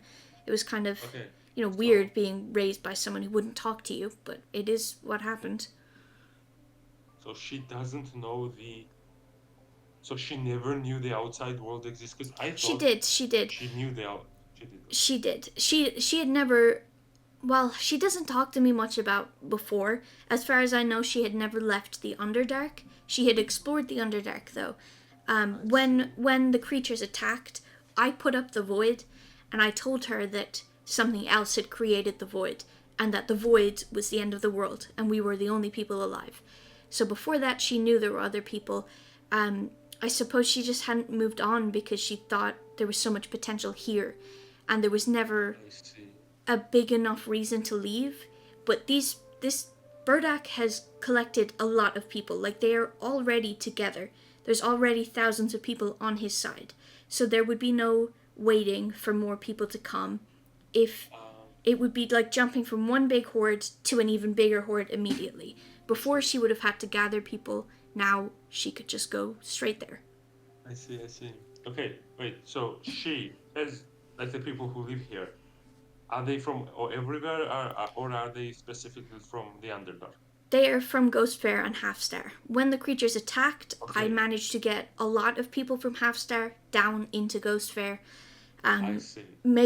I suppose a few people were probably visiting from elsewhere, but it's mainly Halfstar and Ghost Fair. Okay, so she thinks elves and humans exist in the Underdark, right? So if we showed her like Nasir or Jesse, Yes, she wouldn't yeah. be. She Wouldn't is think. yeah. It's because a lot Yeah, of people I from see. Half Star were different races. She wouldn't Yeah, think it'd be exactly. weird. Okay, so we are covered just to make sure we are safe on that. Because dwarves you could probably pass as Underdark. So okay, so we're good. Okay. Well. Okay. So basically, what we are saying is that. Okay. Wait. Okay. So at first I thought our goal was to stop your husband from killing the queen. Then it was like, no, that has nothing to do with that. We had to save the people of the Half Star. Now the actual goal is to not let this dragon know outside world exists. Is that like actually our goal? I To suppose it does stop sound her. complicated when you say it like that. Yeah, and also The way when you say gathers people, what is exactly gather? Because like, yeah, Well- what counts as yeah, her people. people living in Ghost Fair, she doesn't kidnap people. She doesn't force people to stay. She offers, magical powers. She offers safe living conditions. She offers protection to people who are visiting, and if they'd like to stay, then they stay, and then they become a part of her horde. I suppose I'm not sure how she got Ghost Fair originally. I wasn't alive, but she's never forced anyone while I've been alive, so I can't imagine she forced them back then. Yeah, I mean it's hard to understand the dragon. Yeah, I think. Okay, I think we should talk to her. But so basically, we need to be very careful with our words to not imply. Okay, so let's get our story straight. We were in the Underdark. What were we doing? We were an adventurers from where? From another part of the, let's say, some city. Let's say random name. Like, what city do you guys want us to be from? Why don't we just be Just from so Half we all Star? have it.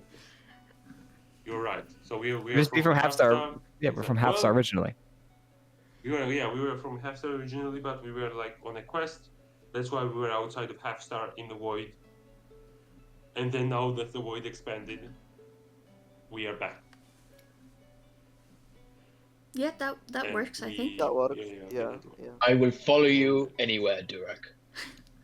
Exactly. And are there any holes? I'm trying to think. Is she smart? Like, She's and can she Yes, it's detect the dragon. thoughts? she cannot detect thoughts, as far as I'm aware. She is Sound like a smart. fucking idiot based the way that Beaches sounded. She's smart, but she's not, she's not as smart as a human, I suppose. She's smarter than an animal, but not. She's just very instinct driven. She's not clever. She's very instinct driven. If she has no reason to think you're lying, then she's not going to think about the idea that you could be. She's not, I see. the way that humans are. Okay, I see. Then I think, just to make sure, I think I'm just gonna leave my shield anyway. I don't have any questions because I have no answer. So Okay. to make sure there's nothing, like I'm just gonna leave my ship here if you want to go talk to her. Okay. Yeah, so you guys, I'm assuming we're gonna go. Let's say you all walked to the mushroom, you got up, like, just below the platform, you left your shield there, and then you went up to the platform where the dragon is. And yes, she turns to stare at you all, and she just kind of looks at you for a minute, before just kind of huffing, and just continuing to stare you all down. I say, hello, you beautiful creature. How are you doing today? She kind of huffs and like wiggles around for a second, kind of stretching, and then she sits up. And Nasir, in your mind, you hear her say, hello. Ooh. Hello? Hello, Nasira. Hello. Whoa, sorry. I just heard I'm gonna look at Suntail. Was that you? In your head again, yes, yes, it was me. Can you hear her? I'm gonna like kind of just one-on-one conversation. Would you mind if I tell them that I'm talking to you? You can do whatever you wish. Guys, she's talking to me. Nice. Guys, Will comes over and Over pats you the on the drums. back. guys. I Will, think it's because of the smash thing. Will. I guess I'm I not a mean- disappointment. Yeah. Sorry, You never sorry, Suntail. I've had a long day so far. How are you? How are you doing? are you She she kind of stares into your eyes again.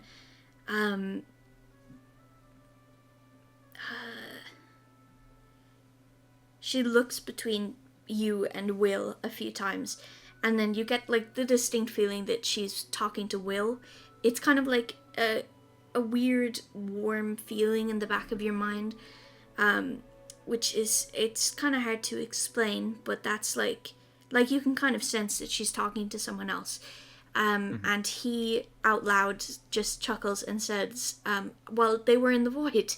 They were in the void, and then, you know, the void got bigger, or sorry, the void got smaller, and well, they're here now, so yeah. She kind of glares at him a little bit and then turns to Nasir and asks you in your head, where did you come from? Yeah, but before the world ended, I was just a resident of Half Star, and you know, the world ended, and I was in the void, and then one second I was, and then next second I wasn't, and you know, my friend Will here was there with me, and I was just confused, so I started following him. I mean, he looks strong and powerful. Why wouldn't you follow this guy? So I started following him wherever he took me, and you know, if you follow a strong guy, you know, he's a cool guy. I'm gonna stick with him. She nods at you, and in your head she says, yes, my God did tell me that the world ended. I'm every day I'm surprised that it's true. But I suppose if you say it, if Will says it, if my God says it, sorry, she doesn't say Will. If you say it, if Wildwing says it, and if my God says it, then it must be true. What is she saying, Nasir? Are you talking? Are you just staring? What's Yes. going on? Sorry, guys. Yeah. She's. I explained that, you know, all of us are from Half Star, and as when the world ended, you know, when it ended, we all were kind of just there, and then Will, then, you know, randomly Will just pops up, and you know, I come to consciousness. I'm here, and or not here, but I'm, you know, I'm alive. I'm great again, and Will's there, and we all just kind of followed him. That's all. We're kind of just talking about our stuff. She called Will Wildwing, though. Kind of odd, but I'm not worried about it. Who's Wildwing? Suntail, who's Wildwing? She kind of like nods her head towards Will. Yeah, but what do you mean by that? But that's his name. That's what I named him. Wildwing. It's a proper name for a proper dragon. Matter of fact, you're right. I'm a fan of it. It's a great name. It's fantastic. Yeah. I mean, Wildwing sounds like a cool name, but his name is... Well, I thank you for your time. You're great. I'm gonna turn to my party and kind of whisper, "Hey guys. Is there anything you guys want to ask him? I'm kind of drawing a blank here." Yes. Okay, what's up? Who's Wildwing? Because I'm confused. This guy's weird. Oh, my bad. Yeah. She said that that's his name. That's his That's his name for a dragon. Remember, this is his mom. This guy's not a dragon. Yes, he is. I don't know. I don't know. This guy's a troll. Wait, troll? Dude. Again? Oh my god. I don't know. Is there anything else I should be asking? Okay, you know what? Let's ask the weird questions later. Yes, the question I have for her is... Because you are, I think, there's a dragon, right? Okay. Who... Does she know? Actually, you know what? Let's not ask that. Yeah. Guys, would it be? I'm gonna like look over my shoulder at Will and like see what Will's doing. He's kind of just like twiddling his thumbs, pretending that he can't hear you, but you can tell he clearly can. And what is Suntail doing? She's just sitting there staring at you. Staring at me. Okay, so only you can talk. I'm gonna turn back. Excuse me. Would you mind if I approached? She lowers her head down towards you and nods at you. I'm gonna approach her. Okay. Yeah, she stands like very still.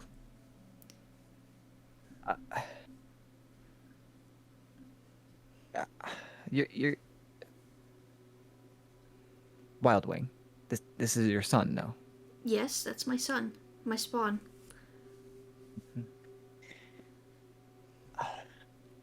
That you did a great job raising him.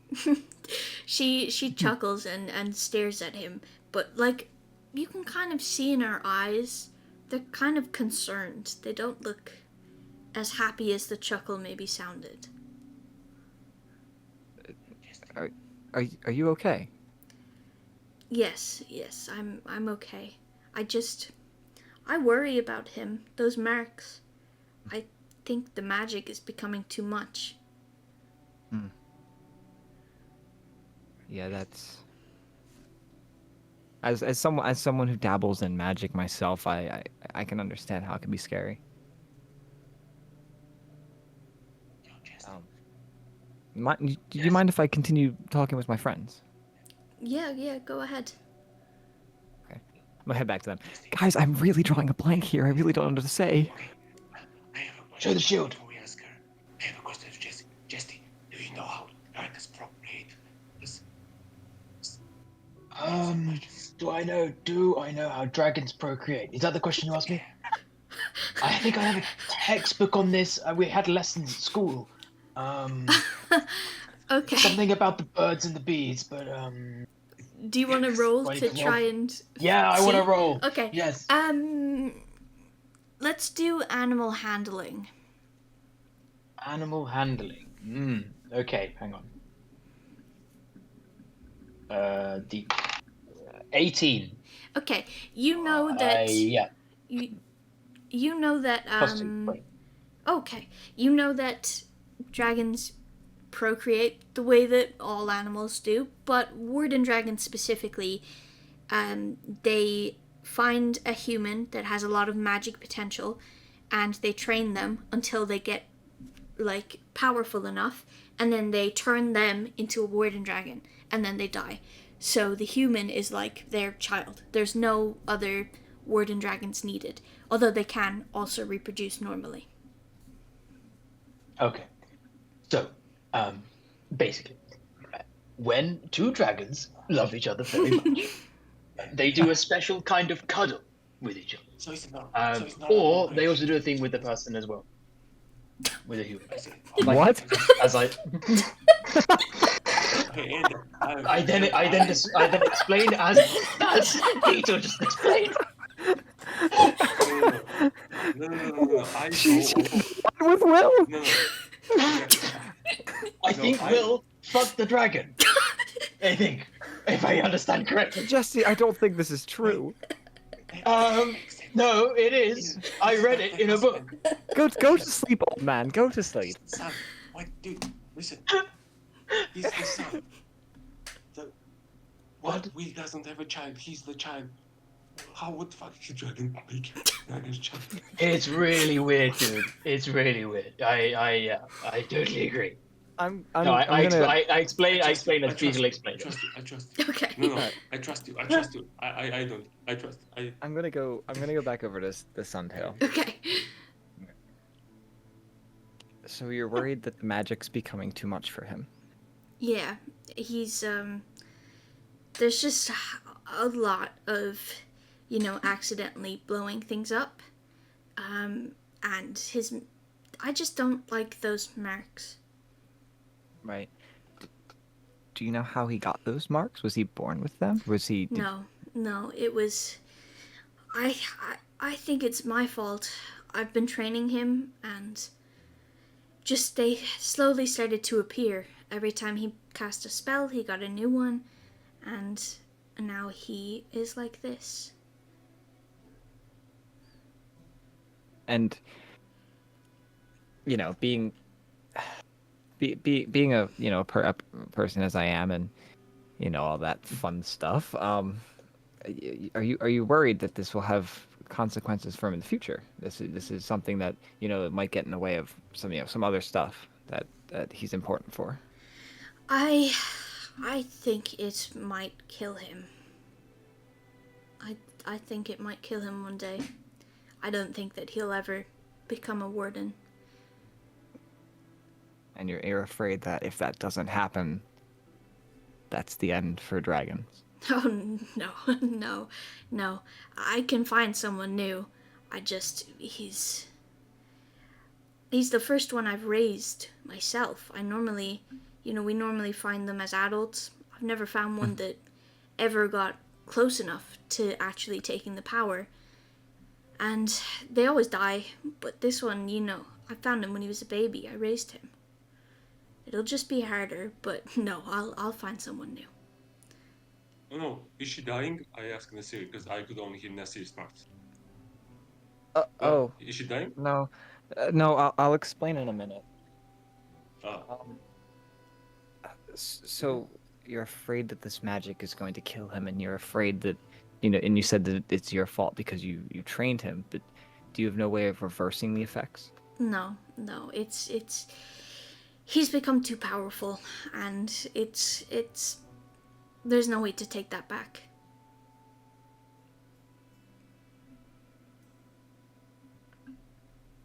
Okay. I'm gonna go relay this information back to my troop back there. Okay. So Guys. Will, stay over there. Guys, this is not good. This is bad. Will may be dying. But the thing that Why- she why said is is that that bad? she can find someone else. Mhm. But the world has ended. What? How can she find someone else? Right, she's not gonna But be you able to could find also someone hear- else.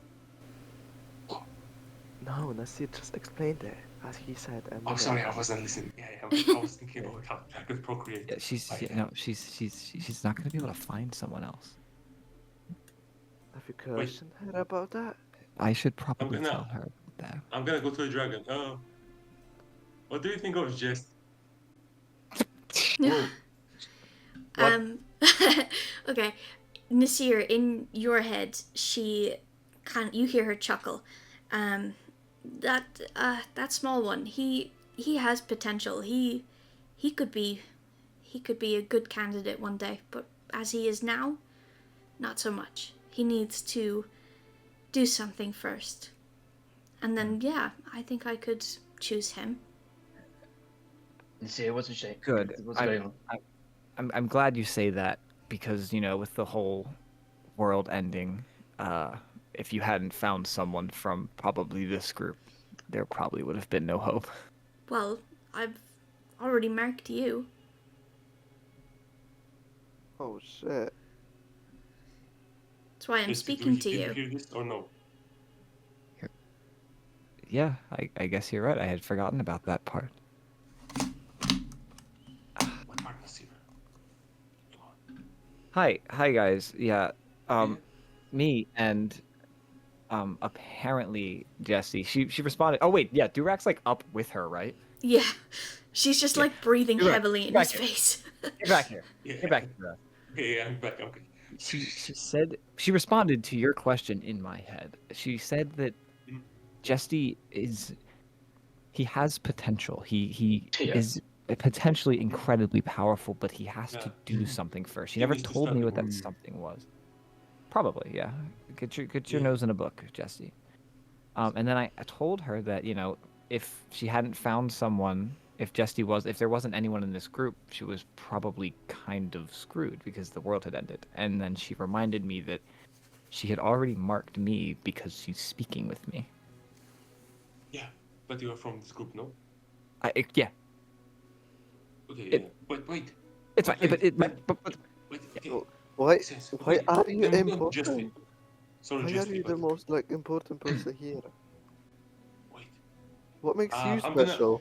I don't know. As you guys are talking, Will overhears that, and he just quickly, whispers basically, she only looks for magic potential. I mean, you could be the strongest person in the world physically, but if you don't have any magic, that's not what she's looking for. That's probably why it's just the two magic users. I'm sure you're very powerful. Nah, it's fine. I smash, yeah, but not in that department. Hey, but wait. Um, I'm gonna. Can I ask her?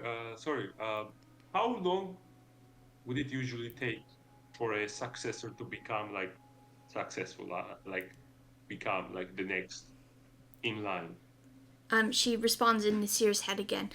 It truly depends on the person. At this point, Yep. I'm just gonna start as she's talking. Yeah. I'm gonna say it out loud. Okay, yeah. Real time interpreting. Real time interpretation. It truly depends on the person. I have. It truly depends on the person. Don't do this. Do that. Oh my god, so funny. Yes. I have found many people that I thought were going to be my spawn over the years, and sometimes it takes 50 years, sometimes 100, sometimes only 2. None of them have ever survived to actually become my spawn, but it depends on how powerful the person is in general. Will is the closest I have ever gotten. If it weren't for the marks, I think I could make him my spawn now, but it could take a while. Though, of course, with a human, it might not take so long if they're powerful enough, which is why, Nasir, I believe I could make you my spawn. Do we have an idea of how long it take for you to make Nasir your spawn? Like a ballpark number in years would be fine. To make him my spawn? Well, from the Yeah. magic I'm sensing, from the potential, 30 years? Ooh. Yeah, guys, I had an idea, but I don't think it's gonna work. You know. I don't think my initial idea is worth. You can probably guess what it was like, but I don't think. But we've got all the time in the world. I mean, I've got all the time in the world. All the time in 30 what years. world? In this world, exactly. That's a good point. But I mean, there isn't much anything else to do, so probably 30 years is not that long now that we know that the world has ended, But okay, so Will is dying. Yes. There is a simple solution to our problem, which it's gonna take 30 years, so that's not optimal. Yeah. Do we want to do a 30-year time jump? No, I'm kidding. Just like that. No, I think the void would probably expand too much by the time if you know it. So so it's probably not a good idea. We don't want more competitors, right? Who knows, in 10 years someone else might come from the void who is better than us here. We don't want to risk that. No, you never know. You'll never know. Exactly. Okay. Will is dying. I feel like our biggest immediate problem is Will is dying. Can we help Will? Can we help him live a bit longer, maybe, or something like? Do you have any ideas? I'm asking the dragon. She kind of Can just we help? sighs deeply, and no, I don't think I can save him. I could make him a warden dragon now, but he wouldn't be powerful enough to carry on my legacy, and I don't feel like dying for someone who wouldn't be as good as me. I see. Legacy. Could you tell us more about dragons? Like you said, a warded dragon. Okay, are there like different types of dragons, or like because I know the world has ended, but before the world ended, were there like different types of dragon, Okay, and or is there like, yeah? as you guys have been talking, by the way, Will has been like slowly backing up, getting very upset at all this talk about, Nasir could be the spawn and he's dying, and she wouldn't die for him. That kind of stuff. He seems to be getting somehow even more sad than he already looked. But yeah, she. He's still in his pajamas, right? He is. Yeah, he's in a robe and sweatpants and a fluffy top. That's right. That's Will, hilarious. Will, buddy, are you okay? Will, get in here. Get in here. We're discussing something important. He takes a deep breath and gathers himself and walks forward and stands beside you all, very tense. Yeah. You can see he's about to cry, but he's standing there with you all. It's okay, Will. Come here. Come here. I mean, Come here, buddy. okay, it's understandable, but currently we need to focus on other issues, right? We shouldn't lose the sight of our goal. So we can't help you. That's sad. But I'm gonna ask you, Drago, do you have an idea of like a timeline of how long Will has guaranteed to like live? I can put it in You're asking his mom how long he has left. Yeah, exactly. She sighs deeply. If he continues to do magic at the rate he's going, a few years. I think at least he has about 2 years left. At most, 10. not more than 10. Okay. The rate at which he's doing magic? Yes, how often he casts spells. That's depleting his life. Yes, every time he casts a spell, the magic consumes him more. I'm gonna ask Will. Will, Just can don't you do magic, can you always hear her in your head from No. from anywhere? Well, if she's trying to speak to me, yes. If she's not trying to speak to me, if she's speaking to you, no. And do you know of her, not to be that guy, but does your mom ever spy on you, through your own head? I don't. She can't really do that. It's not really a you talk inside your mind kind of thing.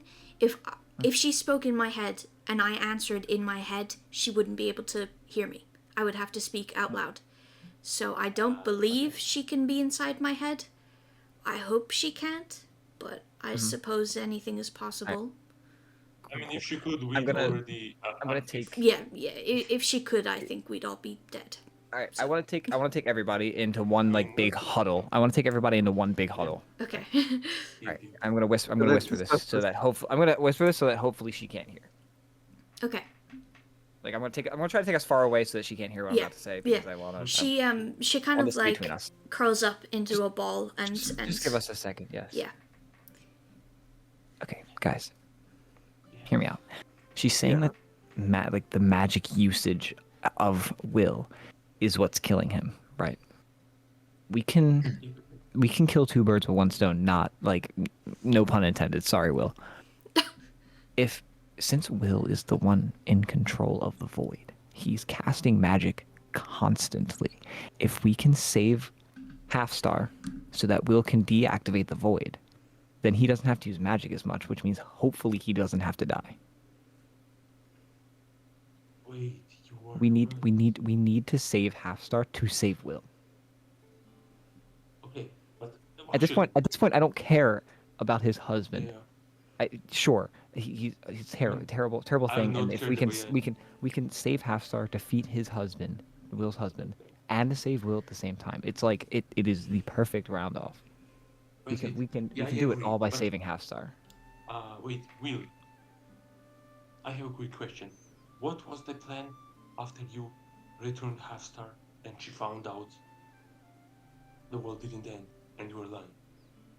Did you have a plan after that, or was it like hopes and prayers? I didn't think of that.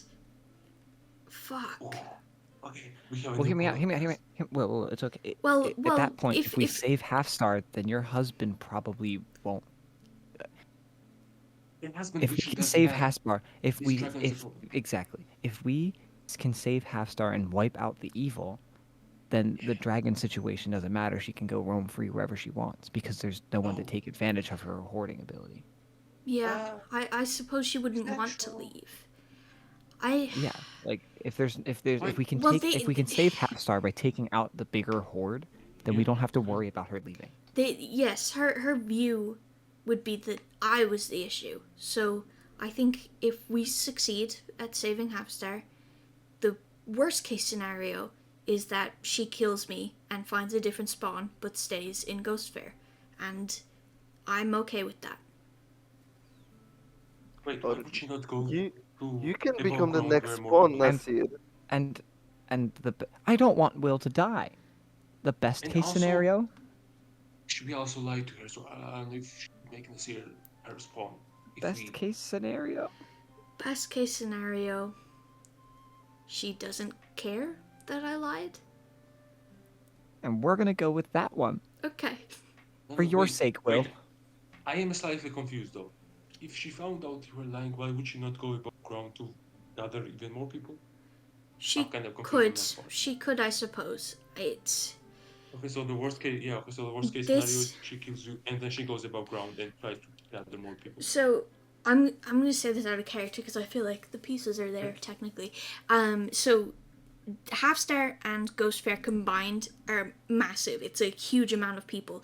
It's probably yeah. not enough to be like a capital city worth of people, but it is a lot of people in one place that want to stay in one place. If she left and went to like a capital city, they would maybe not even want her, and then she might have to go find somewhere else. Just having the two places together that are willing to be a part of her horde is like a very big thing. She could leave and she could try to Oh, find okay, something so- bigger, but Oh, right so it's now not she's like good. it's I see how not. it works. She's Okay, not I see gonna how it works. actively hunt. She's not gonna like. No. She's not gonna actively hunt She- out for I a see, bigger I thing. see. It's if something crosses her path Yes. that's bigger, she will join them. She would join I Burdak see. because he already has the numbers who are willing to be in her horde. She would not go Right. out of her way to find someone She's else. not. Yeah. Unless So she if was we free positive she Halfstar, could. she's not gonna go up. Yeah, And- unless she Okay, was I see. positive she Unless could she's find something positive she bigger, can she find would not leave. So okay, I get. Okay, wait. How many people do they have? Do we have a number wheel?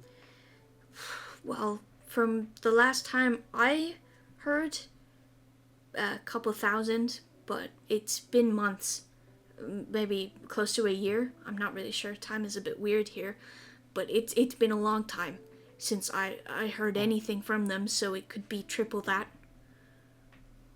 Like, do you guys think we could gather more people than they can, or is that not? Not without her knowing that the world didn't end and then instantly killing Will.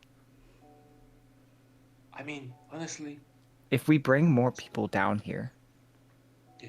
then she'll be like, okay, what's going on? We can't bring more Okay. people down here. No, we can. Because if we here's my idea. If we bring even more people than the other guys, and then she would come with us, right? And we could say we will give you these more people, just don't kill Will, even though he lied. And then she will be like, yeah, no, she'll probably be like, sure, I just want more people. Boom. But question is, can we gather more people? And also, yeah, okay, so wait, okay, here's my question. We kill, let's say we kill like the leadership. And then, wait, I'm still a bit confused on how, so, okay, so she So a few thousand people is more than there are in Half-Star that Ghost Town combined, right?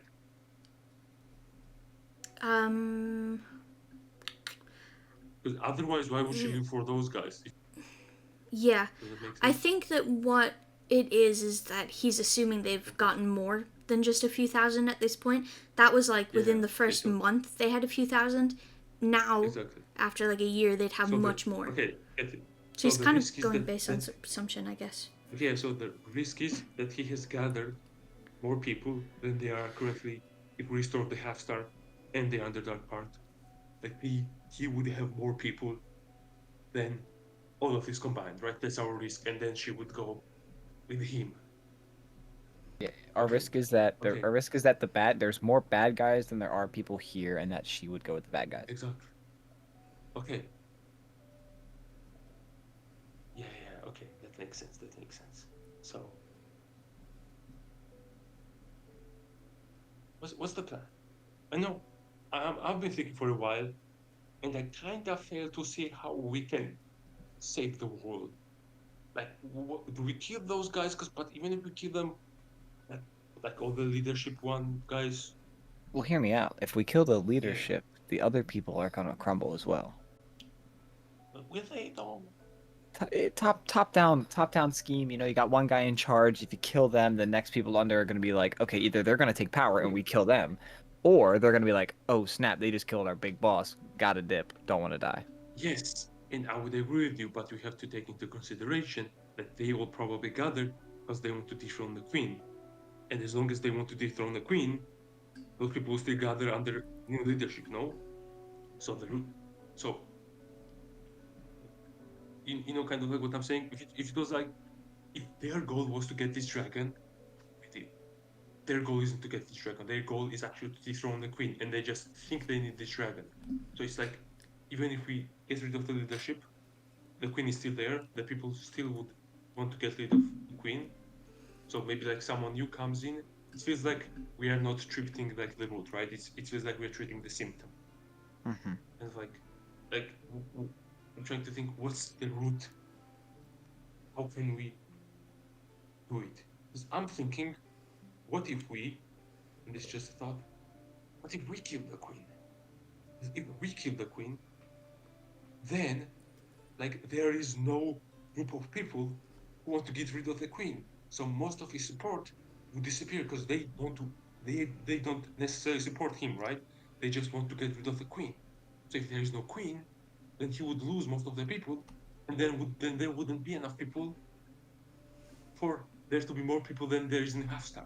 So she would be fine, right? That's kind of like what I'm thinking. I don't know. What do you guys think?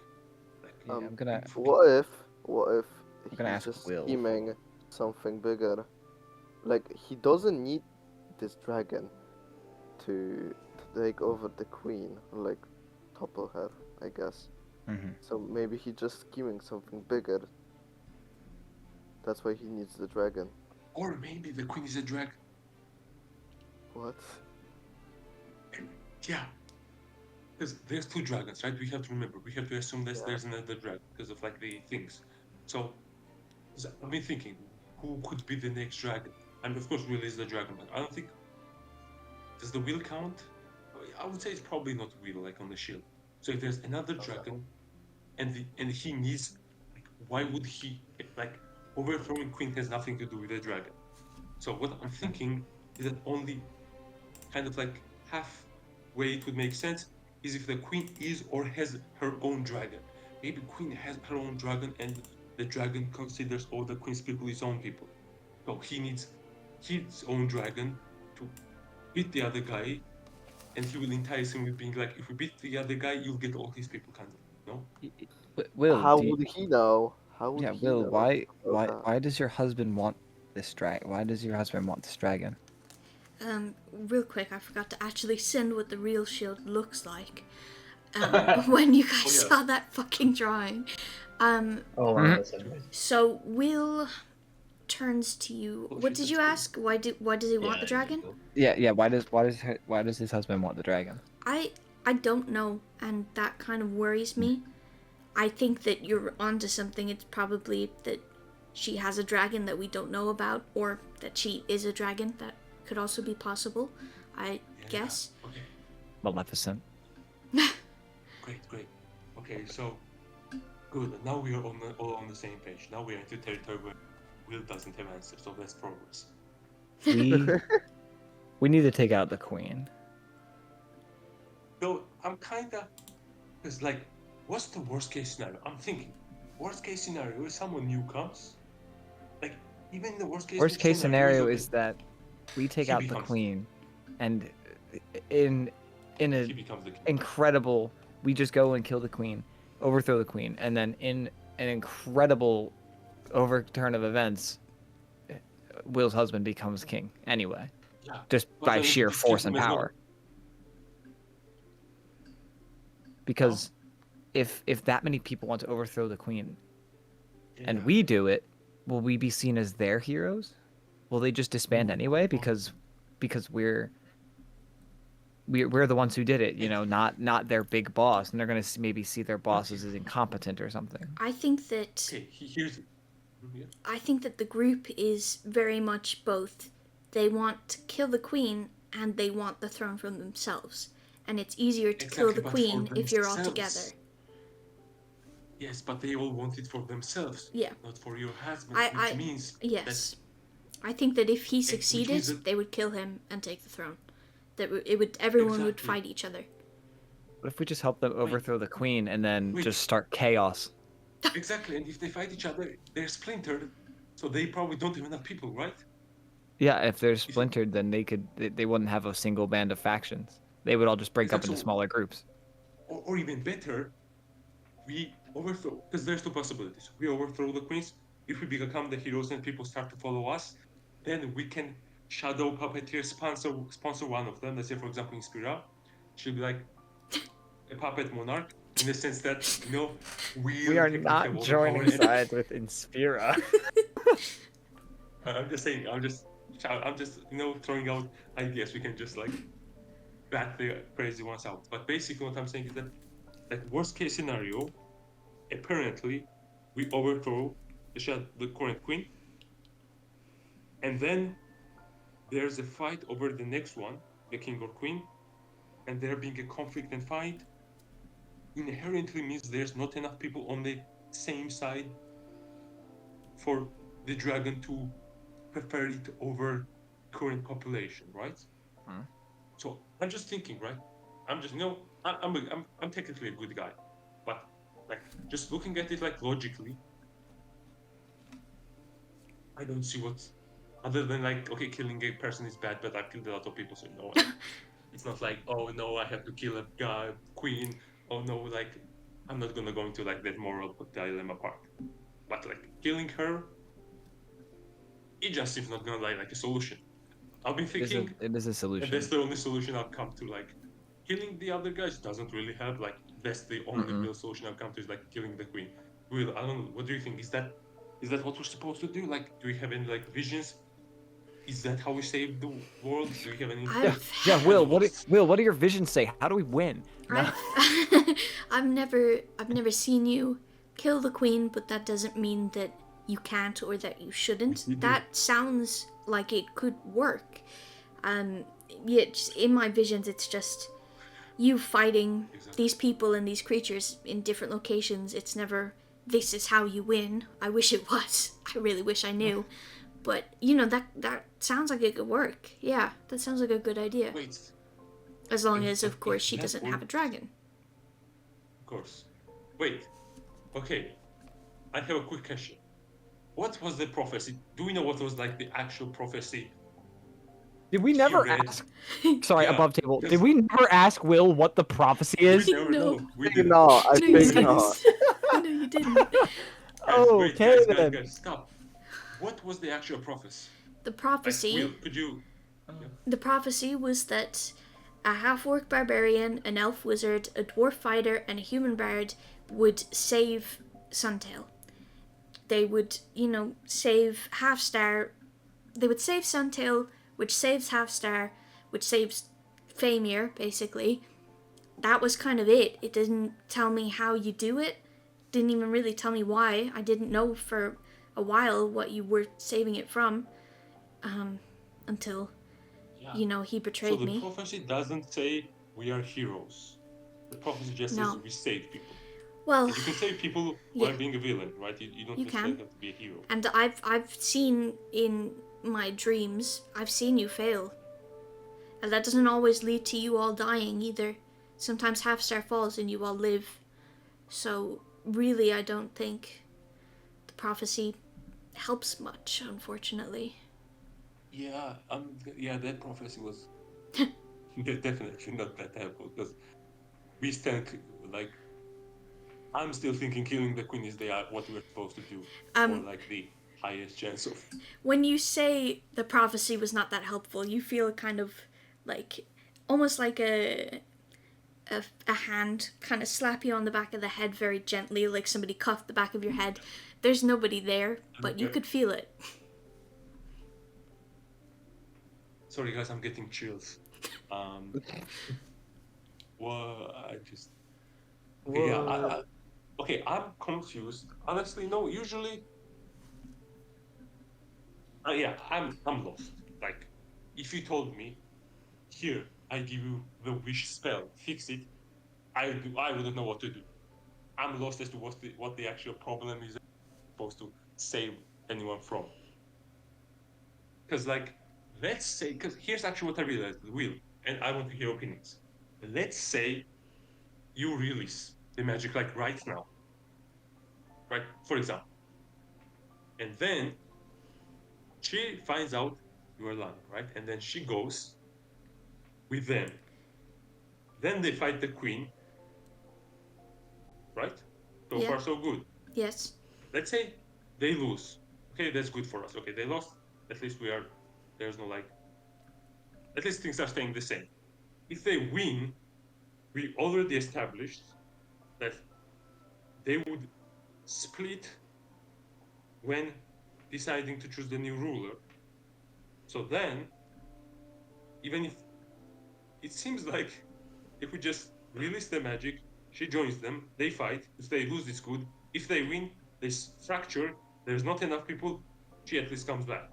I feel like there's no like. If I released the magic right now, we would be swarmed by hundreds of thousands of creatures that are surrounding us in the void. Oh. So theoretically, yes. Wait. But we would all die, so it wouldn't really matter what happens after. For this language. Sorry guys, but what the fuck do those creatures have to do anything with this?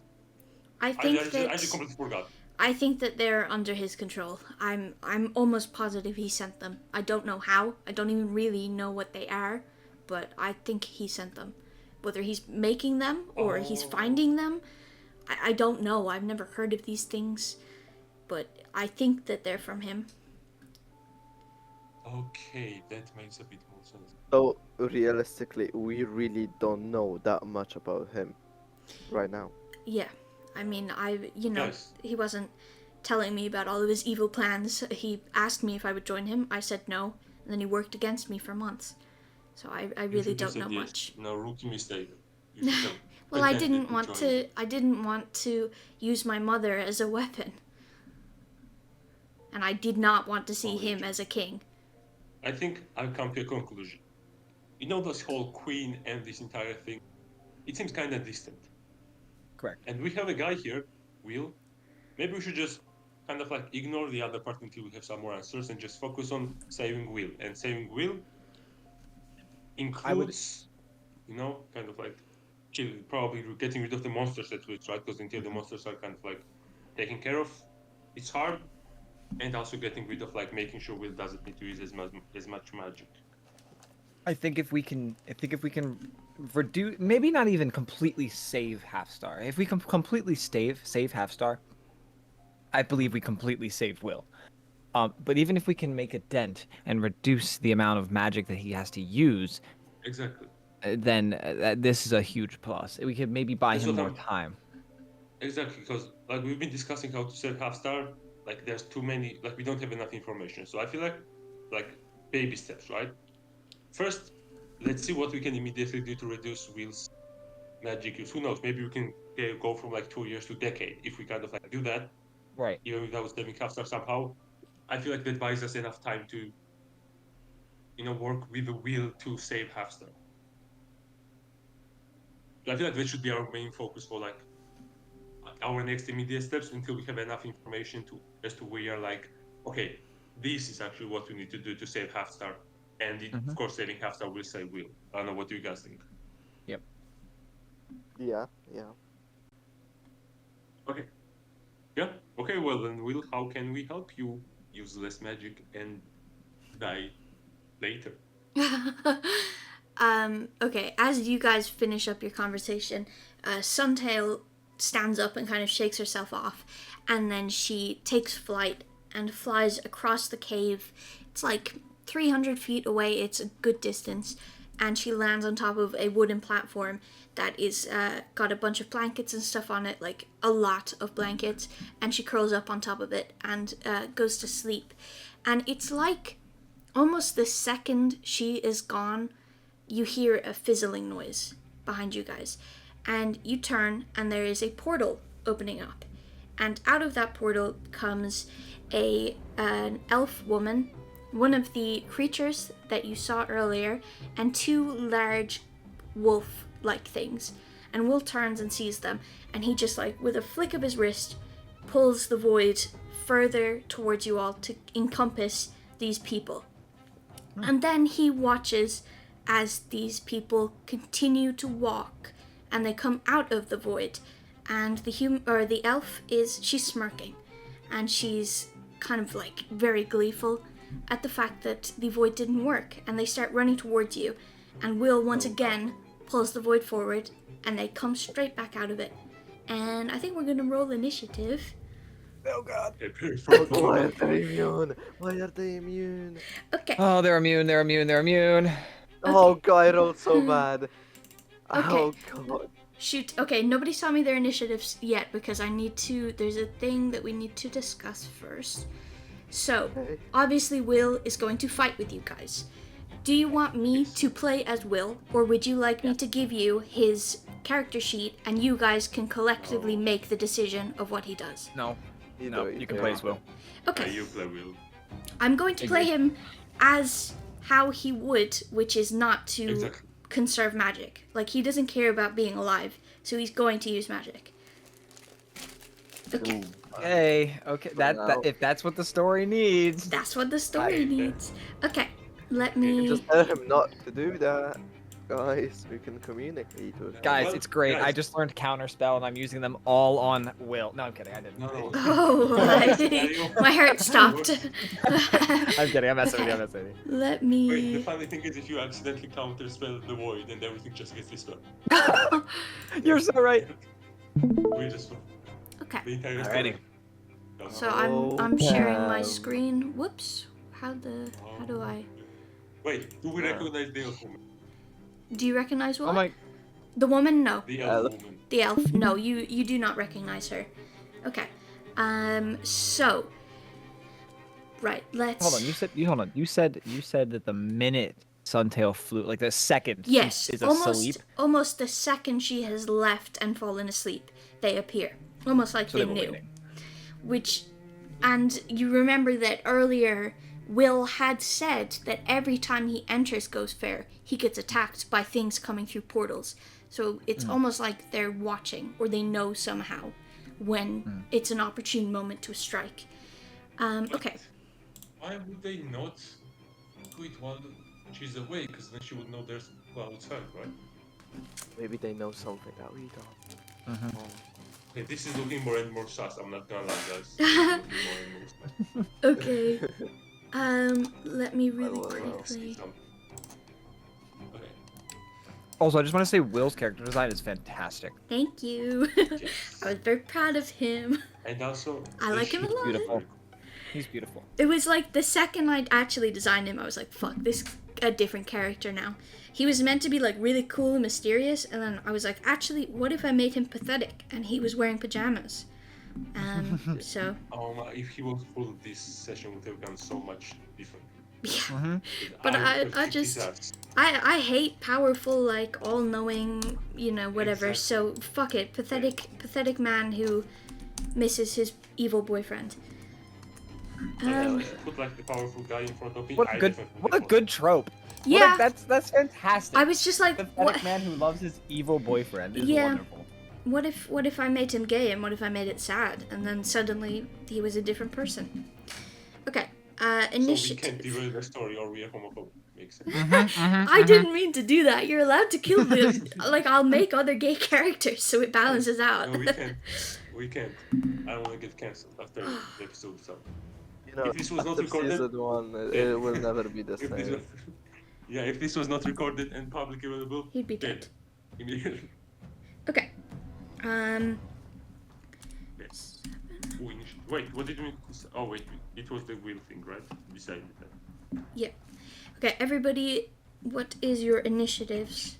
I'm going to make So the 3, a so my 3. initiative Jesus. is 5 total. Okay. Mine's 14. Ah, I rolled a Damn. 15. Ooh, plus. Well, no, I didn't roll a 15. My bad. I rolled a 14 plus 1. So if I got a Oh, 15. okay. I rolled a 13 plus. Okay, Jesty, 17. 17. God. Okay. I think the smaller the quicker, makes sense. And also, I'm sure you can tell, but this is like, you guys are like hundreds of feet off of the ground. And Yeah. that purple bit is a ledge, so just saying. Uh-huh. Wait a second. Wait Yeah. a second. You know, I realized. Yeah. Kind of Tudor, scary. lock in. I think you know what we're doing. Yeah, I put it there on purpose. Lock the F in Tudor. We have a mission to do. Yeah, give me a second while I try to remember the bad guys' names. Jeffy, my friend, would you happen to have a spell called Feather Falling? Oh, yes. I certainly do. Oh my god, this is going to be an easy Drop it combat. mid-slide, actually. This is going to be the easiest combat. You Okay, just say hold the on. word, my Easiest- friend. The easiest combat? I don't know. That plant in the Underdark was Shut up. True. That's a painful shut up. that Underdark plant got whooped twice. I saw it. Oh god, now we're getting whooped. I know it. Beetle said this plant couldn't kill 2 level 1 characters. Let's try 4 level 2 characters. Well, I beefed him the fuck up, but he was still like, it's just a bad enemy. It's just not good. Okay. No, you have some really good enemies though. Okay. It is the creature's turn first, then Jesty. And Jesty, Nasir, the dogs are going to go at the same time. Then Durak, then Will, then Tudor, and then the elf.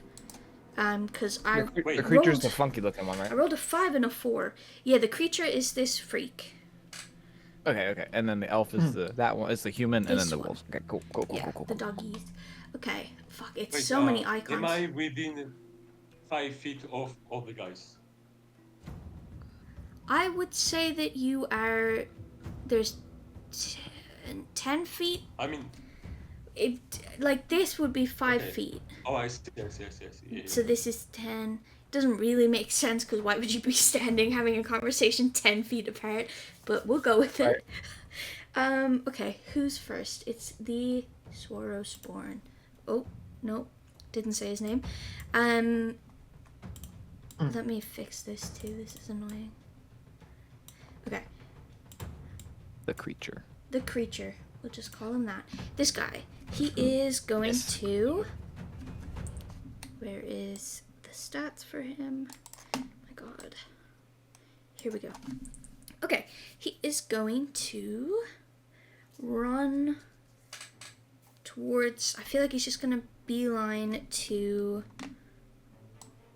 Oh, fuck. Sorry, the mouse on my laptop does not like to do the thing I tell it to do. It's going to go for Tudor first. 5, 10, Demi, we should have grabbed 15. some arbor.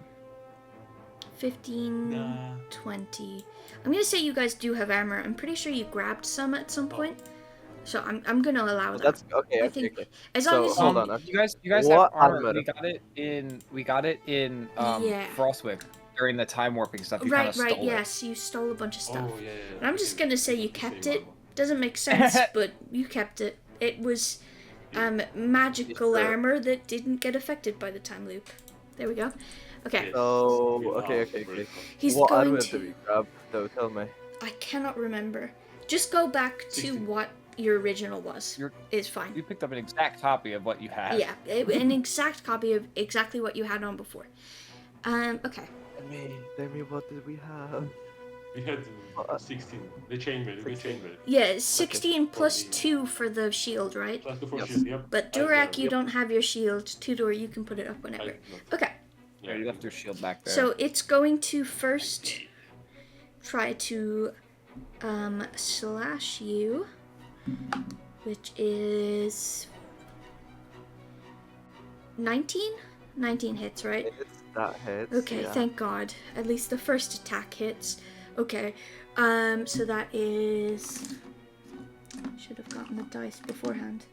I rolled a 1 on my HP. I'm so fucked.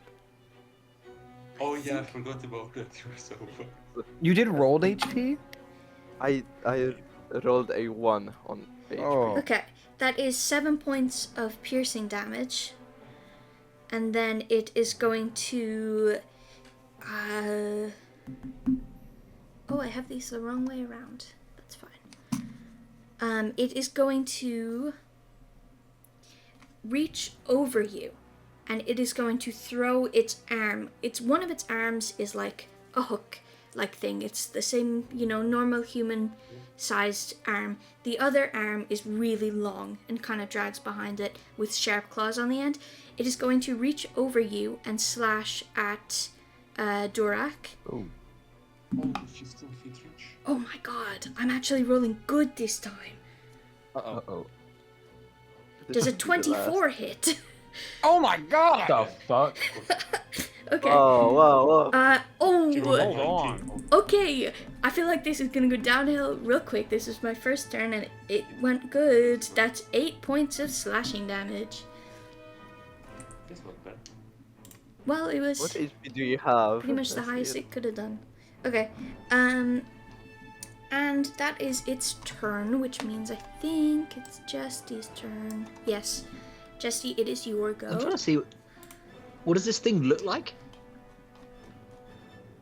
Oh my fucking Like god! Slenderman. That's terrifying, dude. Jesus. If you want to look it up, it's I did not use its stats or its lore, but the physical of it is a sorrow sworn angry version.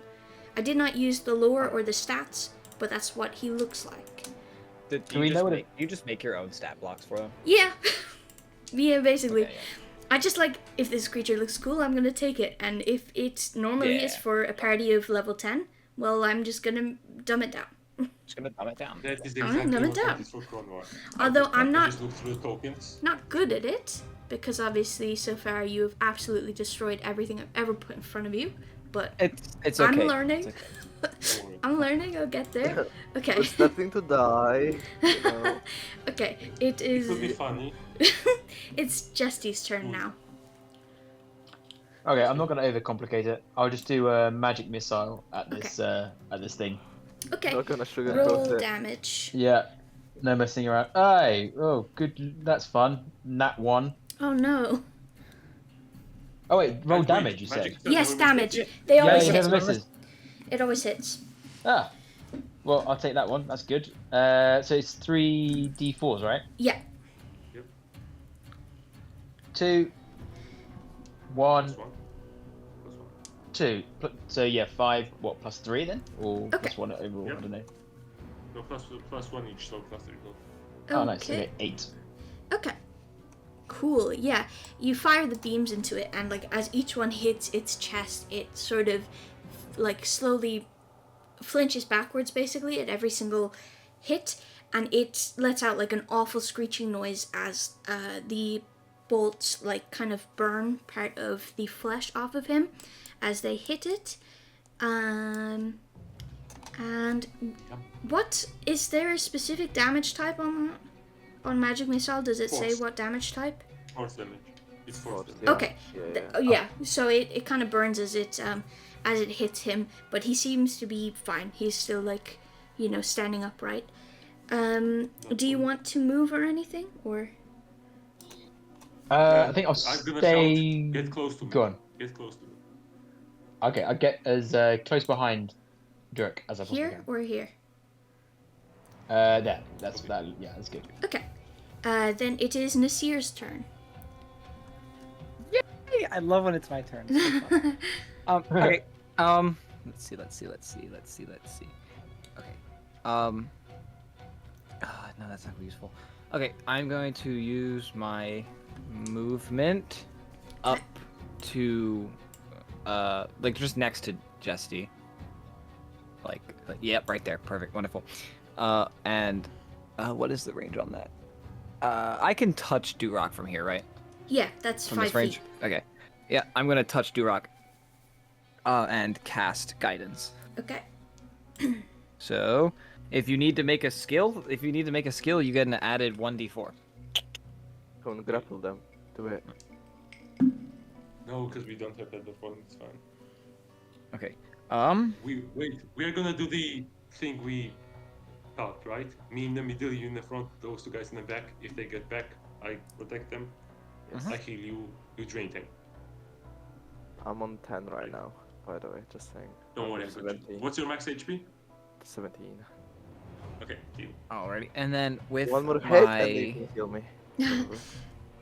hold on. With my bonus action. Yes, you crit. Yes. Yeah. With my bonus action, I'm going to pull my drums, and I'm gonna go. These are not meant for smashing. I'm gonna start playing my drums and give Tudor bardic inspiration. Okay, cool. Okay. Okay. Then is that the end of your turn? My turn. It's the Used an action, did my dogs bonus first. action and movement. Yes. Okay, it's the dogs first, and then Durak. Dogs. I'm gonna do them at the same time, just for time. So this one, ooh, big speed. Okay, 5. Whoops, that's not the one I thought. 5, 10, 15, 20, 25, 30, 35, 40, 45. I feel bad, but that's the only way. That's the only person he can That's reach. fine. Okay. That's fine. It's fine. He is going to try to bite you. Ooh, that's a hit, I think. There's no idea what's coming. How much? 17? Does 17 hit? Doesn't hit. 17. Doesn't hit. That's a hit. Nope. That doesn't It hit. doesn't. Okay, that doesn't perfect. hit. Because I just read. That does. No. Good, Ooh, good. Because I just read how much damage, mine. and it would kill you. My AC is 18 actually. Yeah, with the shield, it's 18. Okay, With the great. shield. It doesn't hurt you. This one is going to go 5, 10, 15, 20, 25, 30, 35, Demi, yes, you can cast shield on 40, me. 45, 50, and it's going to try to bite Will. Oh, fucked. 18, 19, Come on, 20, Will. 21, 22. 22, that definitely hits him. Okay. Yeah. What is... Beetle is about to kill his own pair. I'm... Yep. yeah. Well, he's significantly higher level than you guys, so I think he'll be fine. But, okay. So that's 7 piercing, plus... Killing me. plus 3 points of fire damage. Okay. That's 7 and 3. Okay. So yes, he takes 7 points of piercing and 3 points of fire damage, and then that is the dogs. So now it is Durak's turn. Okay. It is time. Smash. Actually, no. Not this Okay, time. here's the thing. Here's what we're gonna do. Yeah. We're gonna move one left. Okay. This way. Yes. Use a healer's kit, and with my healer feat, you heal. Give me a sec. 7 HP. Perfect. Actually perfect. Perfect. Exactly. Nice. Okay. Then that's a feat. Okay. I go back one step again. And let's say, what are we going to cast? Is that your bonus action? For the feat? Yeah, I Yeah. think so. Healing? Actually, let me check. Well, yeah, check your feet. Doesn't say. It's probably no an action. Oh no, it's an action. Okay. Is bless a bonus action? Let me check. Is the cast and bonus action? No, it's an It's action. an action. It's an action, yeah. Build.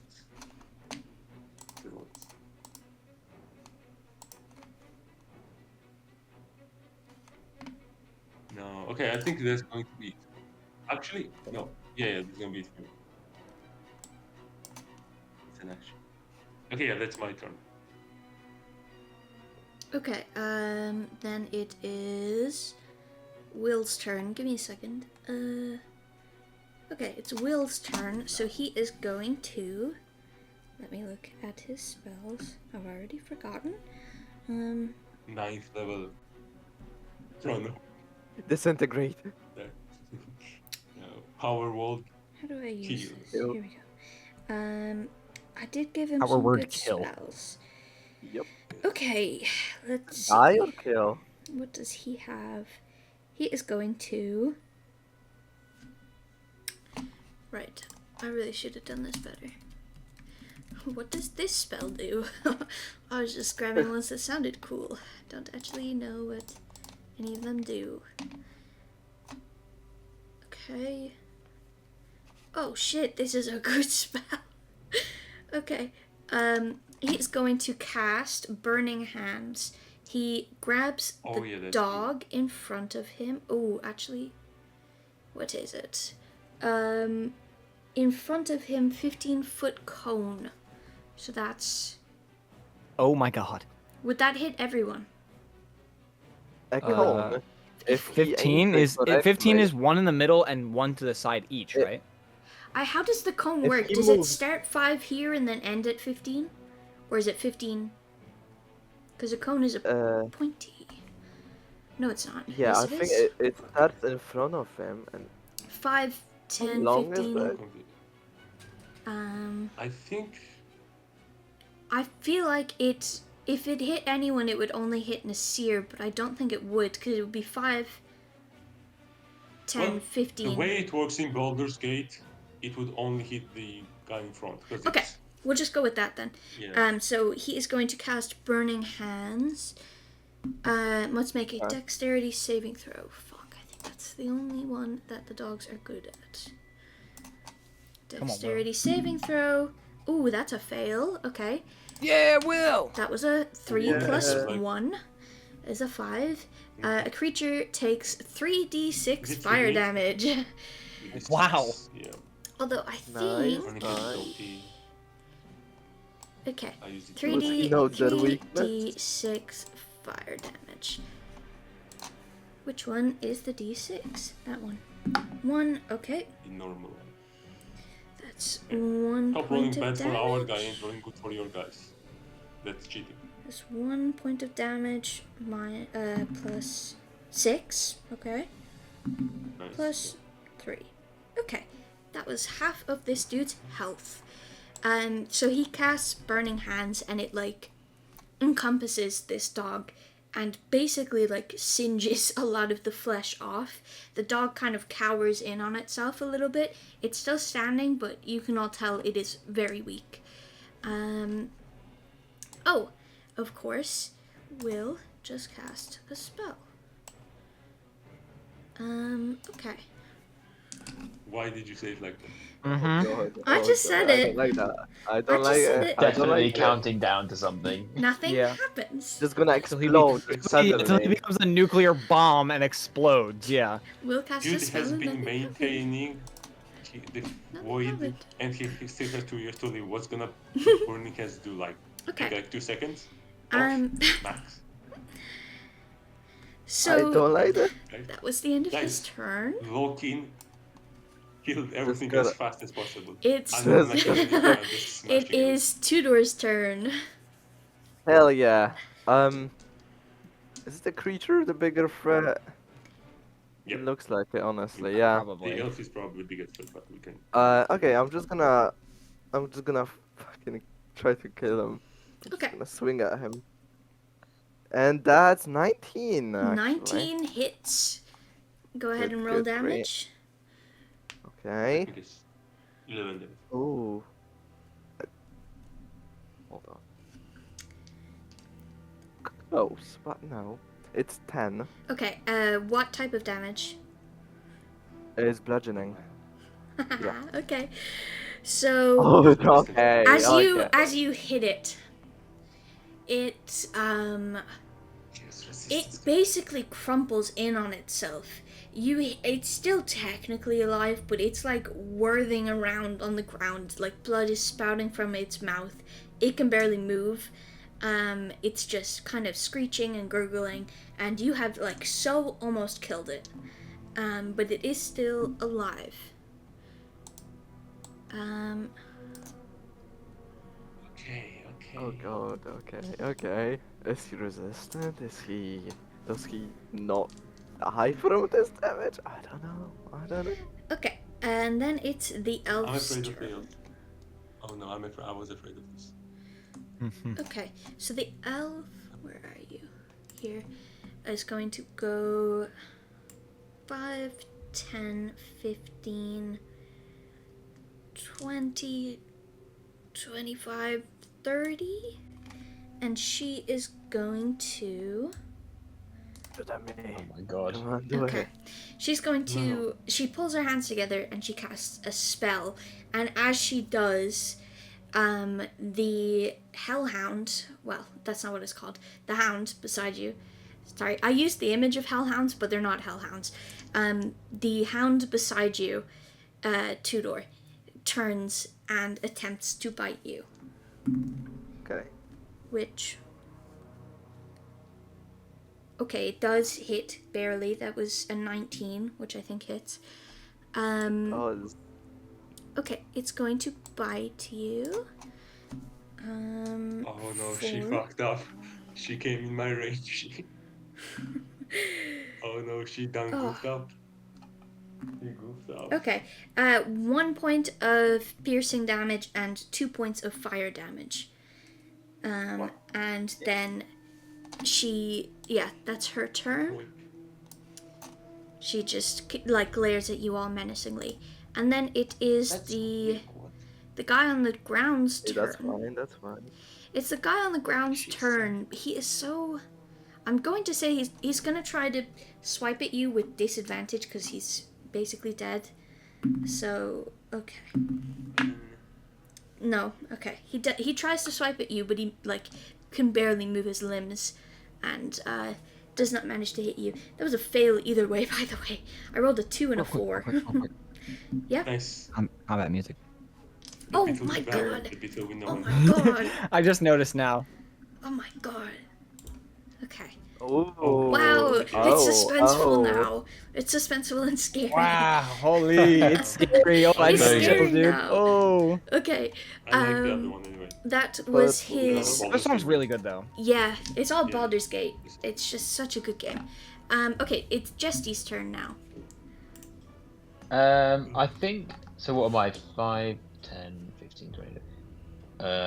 I'm in range to the elf at this where I am. Ray of I think so. Frost. Yes, you are. For Ray of Frost, yeah. Probably, yeah. Yep.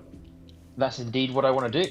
I want Okay. to do I Ray know, of I know how magic Frost. thinks. I know how. I'm gonna sort of lay my quarterstaff over the head of Durak Okay. and aim it at him. Okay, do you roll for it or do I have to roll? I think I roll for this. You roll for it. Medic rolls for it. Okay, go ahead. Come on. I got the one out the way last time. You have +5 Ah! attack. No. Oh, it's a 7. Thank God. Well, I don't know if that hits. Would- Yeah. Was it a plus? 7. Do you have a +5 to that? Was it? Wait. What do I plus to that? Spell attack. Should be +5. I can go around that. +5. I'll take a +5. Okay. Yes, that hits Go for it. barely. That does hit though. So Oh, go shit. ahead and roll damage. That's also a question. Let's see. I've forgotten what that is as well. It should Or D8, let me check. tell you. It was D8. I think it's D8. Yes, that makes. Yes, 1d8 That cold reminds me. damage, and their speed is reduced by 10. Oh, I'm starting to memorize this beginner cantrips and damages and everything. Let's go. 7. 7. Okay. Yes. Yeah. You hit her with it, and she like stumbles back, holding her chest. And you can actually see her breath now from the cold around her, but she is still walking, or not walking. She's still standing. And then it is Nasir's that. turn. If that's all Nice. you want to do. I don't know what are we- jinx, but this is looking kind of easy. We just need to handle the woman, honestly. What bonus stuff can we do? Like random stuff. It's kind of depending on the person. Let me see if let me pull up your character sheet. You can move if you'd like. Can you throw stuff at them? Not as a bonus action, I don't think. That's okay. Don't worry, I'll leave it then. We're all good. I'll. Unless you have already like in your head or equipped. No, yeah. No. Okay. Yeah, that's fine. I'll end my turn there. Okay, then it's Nasir's turn. All right. Let's go. I look over at Will and I see this thing get like blasted with fire, and I'm like, all right, I think he's got that under control.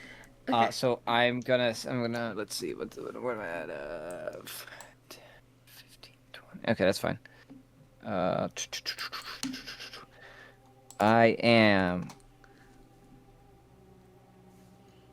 I'm gonna look at the one.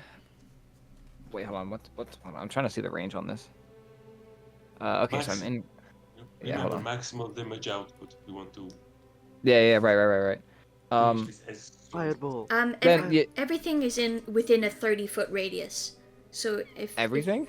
yeah, 5, 10, 15, 20, 25, 30. Because we go diagonal. No, yeah, I guess That's it is. 30, and then that's 5, 10, 15, and 15, I think, to there as well. Or 20. Yeah, so anything below 30 can, or anything, fuck, whatever. You get what I mean. Yeah. Let's see. I'm going to. They say maximum damage output, but I don't know if I. Do you have an AoE? to hit? No, but I have something I could do, but I don't know if it's gonna be helpful. Okay, whatever. I'm gonna start playing my flute really bad. Okay. To the point where it's gonna hurt, and I'm gonna cast Turn Dissonant it over. Whispers. I'm casting Dissonant Whispers on the hound below Tudor. Okay, yeah. It has to succeed a wisdom saving throw. Okay, well that's a 10, so I don't think that succeeds, does No, it? you fail. You had to beat a 15. Cool. So I get 3d6 psychic damage, and it has to use as much of its movement as it can to move away from me. Okay. Oh Okay. my god. It's gonna take 2 damage, 3 damage, so that's 5 total, plus a 1, so it's gonna take 6 damage. Okay. 6 psychic damage. 2 minus, well, it's 6 in total. Okay. So, 6 total. yeah, you hit this thing, and it's, like, screeches. It's, like, one of the most ear-piercing noises you have ever heard. It, squeals really loudly and then runs. It's full movement, you said? I believe it has to use its reaction, if available, to move as far away from you as it can using the safest route. So I believe that's all of its movement. Yeah. 5, 10, 15, 20, 25, 30, 35, 40, 45, 50. Would that trigger an opportunity attack from Yes. Tudor? Yes, it would. Go ahead. Okay. Let's see. Reaction. 5 less. I did. That's a 7. Okay. Oh! You unfortunately you go to swing, but it manages to wait. spot it. Yep. Bardic Oh Inspiration. yes, Who has Bardic yes. Inspiration? Yeah, you have Bardic Inspiration! Go ahead. Yeah. D6. Come on. 1d6. Yes. That's a 6. Oh, Yeah! That's the thing. Does that hit? yes, Thir- it it's like a does. 13. It literally just hits. Yo! so you yeah, Nice. go ahead and roll damage. Okay, nice. Okay, This is very why you nice. remember your bardic inspiration. Okay, that's okay. That's 11 damage. Okay, you have killed this thing like Let's twice go. over. 3 times over, almost. So how does it die? Wow. How does it die? Oh my god, it turns away and then just get fucking blasted in the Yeah, head. it turns to run and it gets whacked in the head. And how do you Doesn't run that want far. it to die? Just move him like one down and that's where it dies. Okay. It tries to get away, its body's, still tries to move, but its Okay. head is just Yeah. gone. You hit it with your hammer in the head and like basically cave its skull in, and the nerve reactions twitch the body a further 5 feet away from you, but then it finally collapses onto the ground dead. Okay. Wow. That guy's dead. That was Nasir's turn. It's the dog's turn. Only one. He's Aw. basically dead as well. Okay, it's going to... Did you hit this one? No, you hit the other one. It's gonna try to bite Will again. Oh, fuck. Why am I rolling so good against my boy? I'm rolling so good against him. Yeah. Okay. Yeah, that absolutely hits him. Oh That's no, not a... a 35 HP level 5 wild sorcerer. You were so close to being perfectly correct. By the way. He's not level 5, he's not level 5, he's level 4. He's level 5, but he has slightly more than But 35 he's hit level points. 8. Yeah. Okay, so I was just reading minds. Yeah. What the hell? I just You Will guessed has his Will's name. character sheet. You guessed his name, you guessed his level. Are you I'm playing too much D&D. I know all the numbers. Okay, it I'm playing 13. it bites Will and deals 8 piercing damage and 3 fire damage. And then it is Durak's turn. Okay. You guys know what time it is. I'm gonna walk up to the left one and then left 3 times. No, I want to like up and left once, so I avoid the weird creature, and then left 3 times. Yeah, so I get. Yeah, so one left, so I get. Yeah, there. I want to attack the elf, Okay, yeah. but not. Okay. It's smashing time. So Bro loves to smash. I loved. I was bored. In that move. Especially in Spear. Okay, so let's say 12. Does that hit? It does. Barely, it does. Ooh, that hit. Okay, go ahead. Let's go. Let's go. Okay, and the damage is 7 damage. Okay, you kind of hit her in her side, and she kind of winces and stumbles back. But she is totally fine. Okay. Well, If it she's hurt. alive, Probably broke a then- rib, but she's okay. Okay, so she's alive. Yeah, she is. Okay, then because I hit my attack, it's time for bonus action Divine Smite. Okay. Ah, How does that work? bonus action. I roll 2d8. If I hit the attack, I can. Okay, use them yeah, go ahead. to use the Divine Smite. 2d8. Let's see. The first one is a 5, not bad. Okay. The second one is a 4, 9 divine damage. I mean, Okay, that's it. you how do you imagine this looks like? Is it just like lightning or something? Yes, I imagine every single one of my divine smites. I imagine just lightning coming from the sky, Okay. smiting the person. Like, and it's kind of like, you know how in the cartoons, like their bones appear on for like a split Yeah. second. That's what It's- I imagine every single time. It rains down on her, and she like really it's starting to crumble in on herself from the pain of it all. She is still standing, but she is in a lot of pain and very weak. Wow. And then it's Will's turn. Okay. Well, I think he's actually- just yep. You want to do something else? Wait, I'm gonna move. Yeah. Yes, I'm gonna move down in the right one. Yes, I'll get an opportunity attack, but that's fine. Oh yes, she's going to try to attack you. You should have moved the one down so we get to what's it called? Surround No, I this want guy. to be within 5 feet of you. Okay. Well, that's fine. Does 17 hit? What's the... Yes, because Okay. I don't have my... Oh yes, set yes, yes, shield. yes, yes. Okay. Let me. That is 6 points of piercing damage. Ah, that's nothing. I take it like a champ. How much Okay. HP do you have? Like.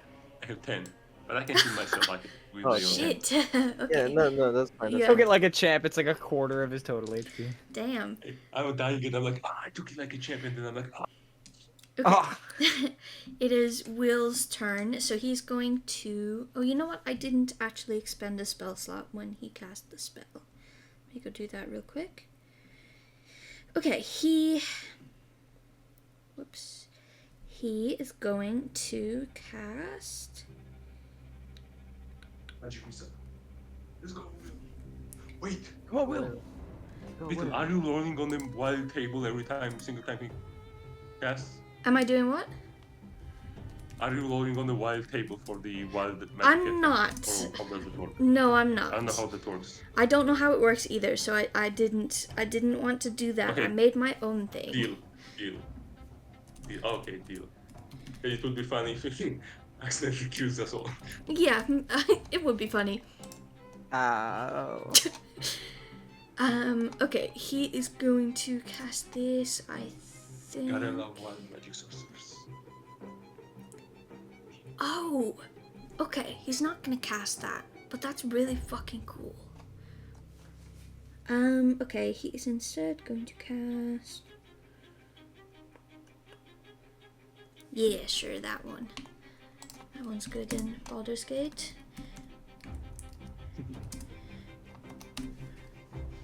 Okay, let's see what spell would... Is this a good one? Yes it is. Okay, so he's Chill going to... touch. Is it chill touch? It's vampiric touch. Very close. Fuck those, I knew It was a touch. That's it. He's going to cast vampiric touch. So he is going to grab this dog, and he's going to attempt to make a melee attack, which... Oh, hell yes. Okay, that is... I don't actually know what his thing is. Shit, that's good. 18, 19, 20, 21, 22, 23. 23 to hit. Yes, that definitely hits this dog. He's going to make a melee attack against him. A melee spell This attack on a 3 HP hit. dog is going to get... The target, yeah, basically. The target takes 3d6 necrotic damage, and you Oh, regain hit points Lord. equal to half the amount. Okay. So that's 4 damage. Plus... This is like me when I have my level 6 4 Baldur's Gate character and I forgot damage? like one level 1 Shit, area. Just like- I killed him exactly. Okay, he takes 10 points of damage, and Will heals for 5 points.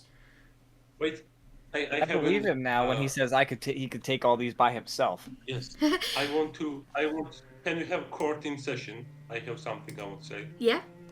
Because vampiric touch restores HP, should it also expand his lifetime? Huh? I think.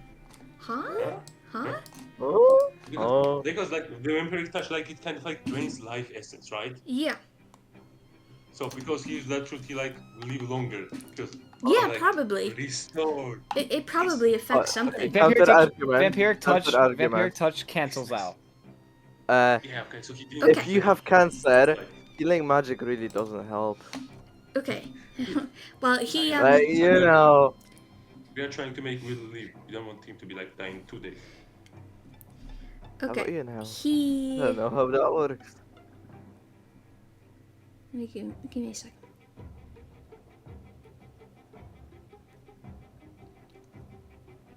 Okay, he casts that spell. It the dog falls over dead, and as he does, somebody give me a number between 1 and 14. 8. Ooh, 8. ooh, I was like 8 as well. Oh, wild magic table. God. DC 8. Okay.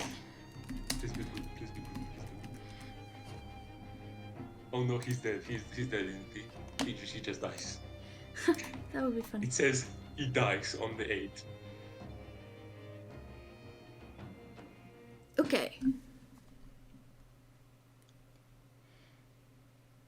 Okay, so right here,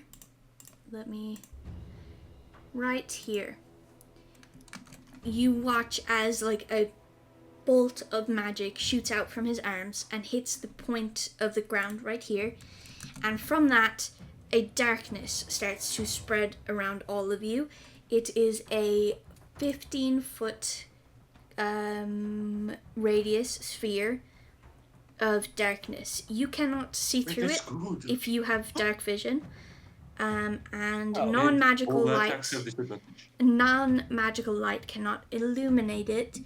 Yep. Yeah. How does it work? Do people have disadvantage? Yes, if you are attacking someone in darkness, you have disadvantage. So. Okay. Yeah. So, So let me get. That would Tudor be 5, 10, 15. Tudor 5, is 10, chilling. 15. 5, 10, 15. Be like. Wait, it whoops, says. shit. Wait, is it 15 radius like 3 by Oh. 3 or is it like 15? It says 15 radius. That's 3 by 3. So that's only. Oh, fuck! Why is it so Yeah. big?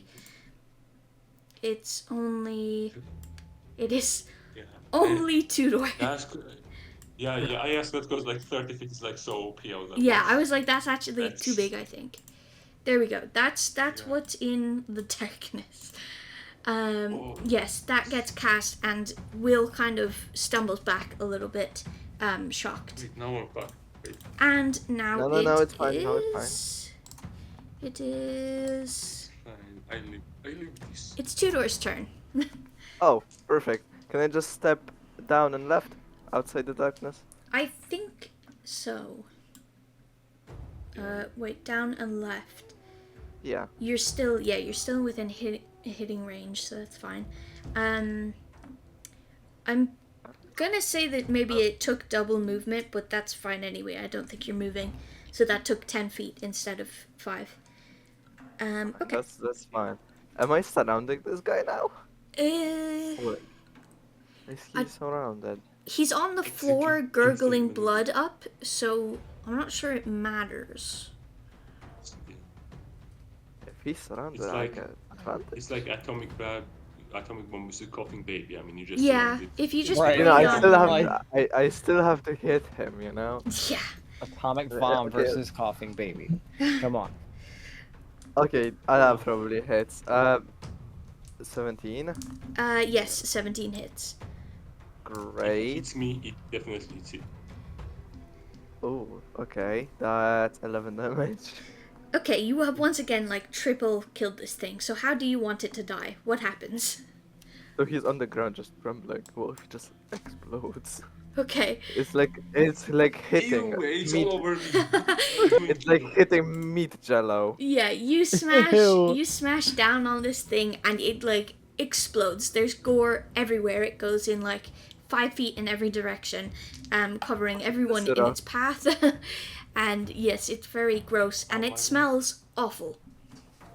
I shout, Will, I hope you know some cleaning magic.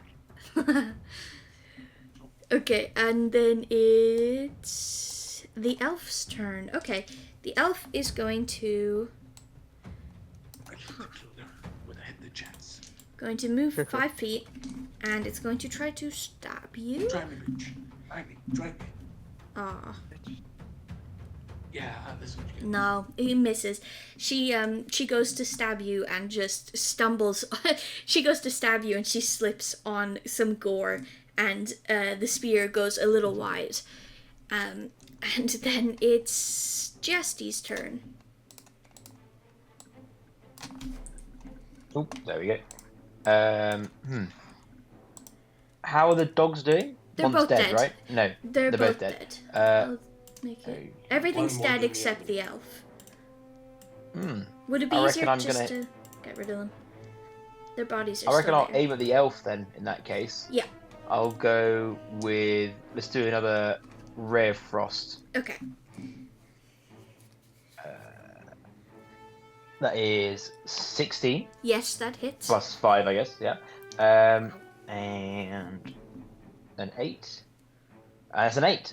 Okay, that is. Oh, fuck.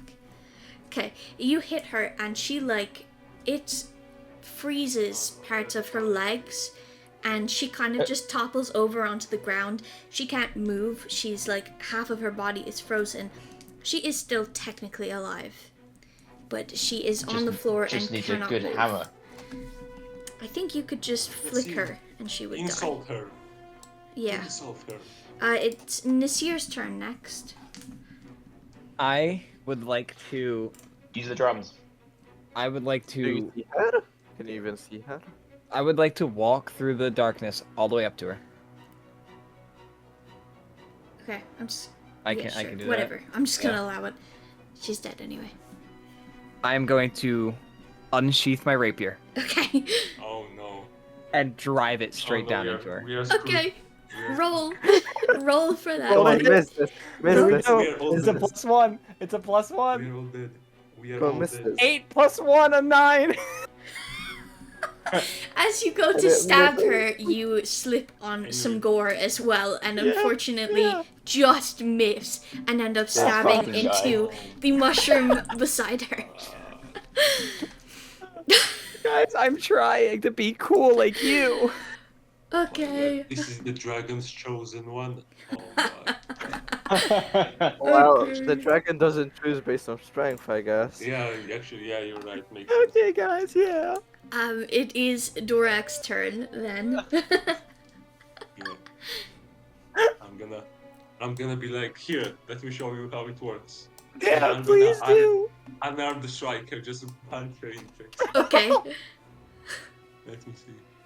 That does just wait, let me check 3 damage. Oh, Let's see if I can go. does it just? Oh yeah.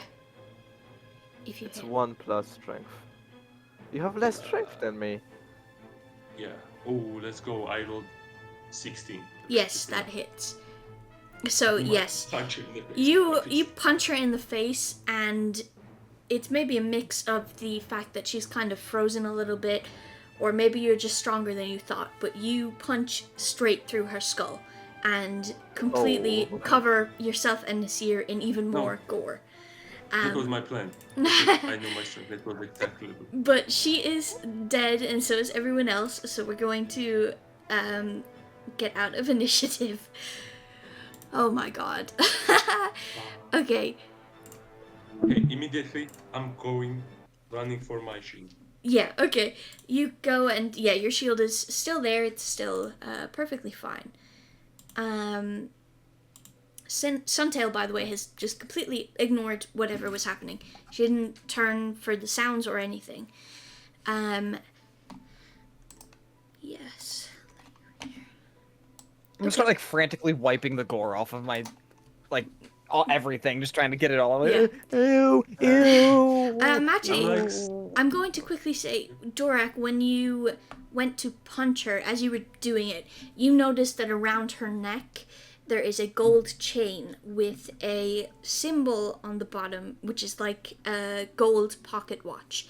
And when you notice that, you look at everyone else, and both of the dogs and the weird creature also had those necklaces on them. Nice, get the necklaces. One for each of Yes. us. I'll grab the creature's necklace. Okay, yeah, it's just I'll on the grab the floor dog near covered in Will's. blood. Okay. Hell yeah. So each of you have this necklace now, so you can write that down somewhere. Spoils of war, let's go. Okay. So, is there anything else? Are you guys gonna do anything, or are you kind of like? Yeah, I'm asking Will, where's the nearest shower? Yeah, really.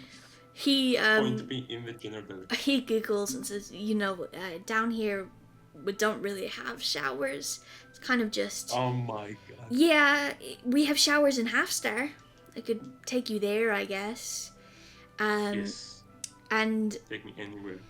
as he says that, he goes to cast a healing spell on himself to heal himself. Wait. No, He's wait, already wait, done wait, it. wait. He's already done it. I mean, do you want to roll to see can you stop him? Yes, I would love to try to. Okay. I would love to try to persuade him to stop healing himself. Well, go ahead and roll to see if you're faster than him. Unfortunately, I don't think you'll succeed by what I just rolled, but I'm gonna succeed. you I'm can gonna try. succeed. What am I adding? Dex? Yeah. If you just count the spell, it's gonna succeed 100%. Come on.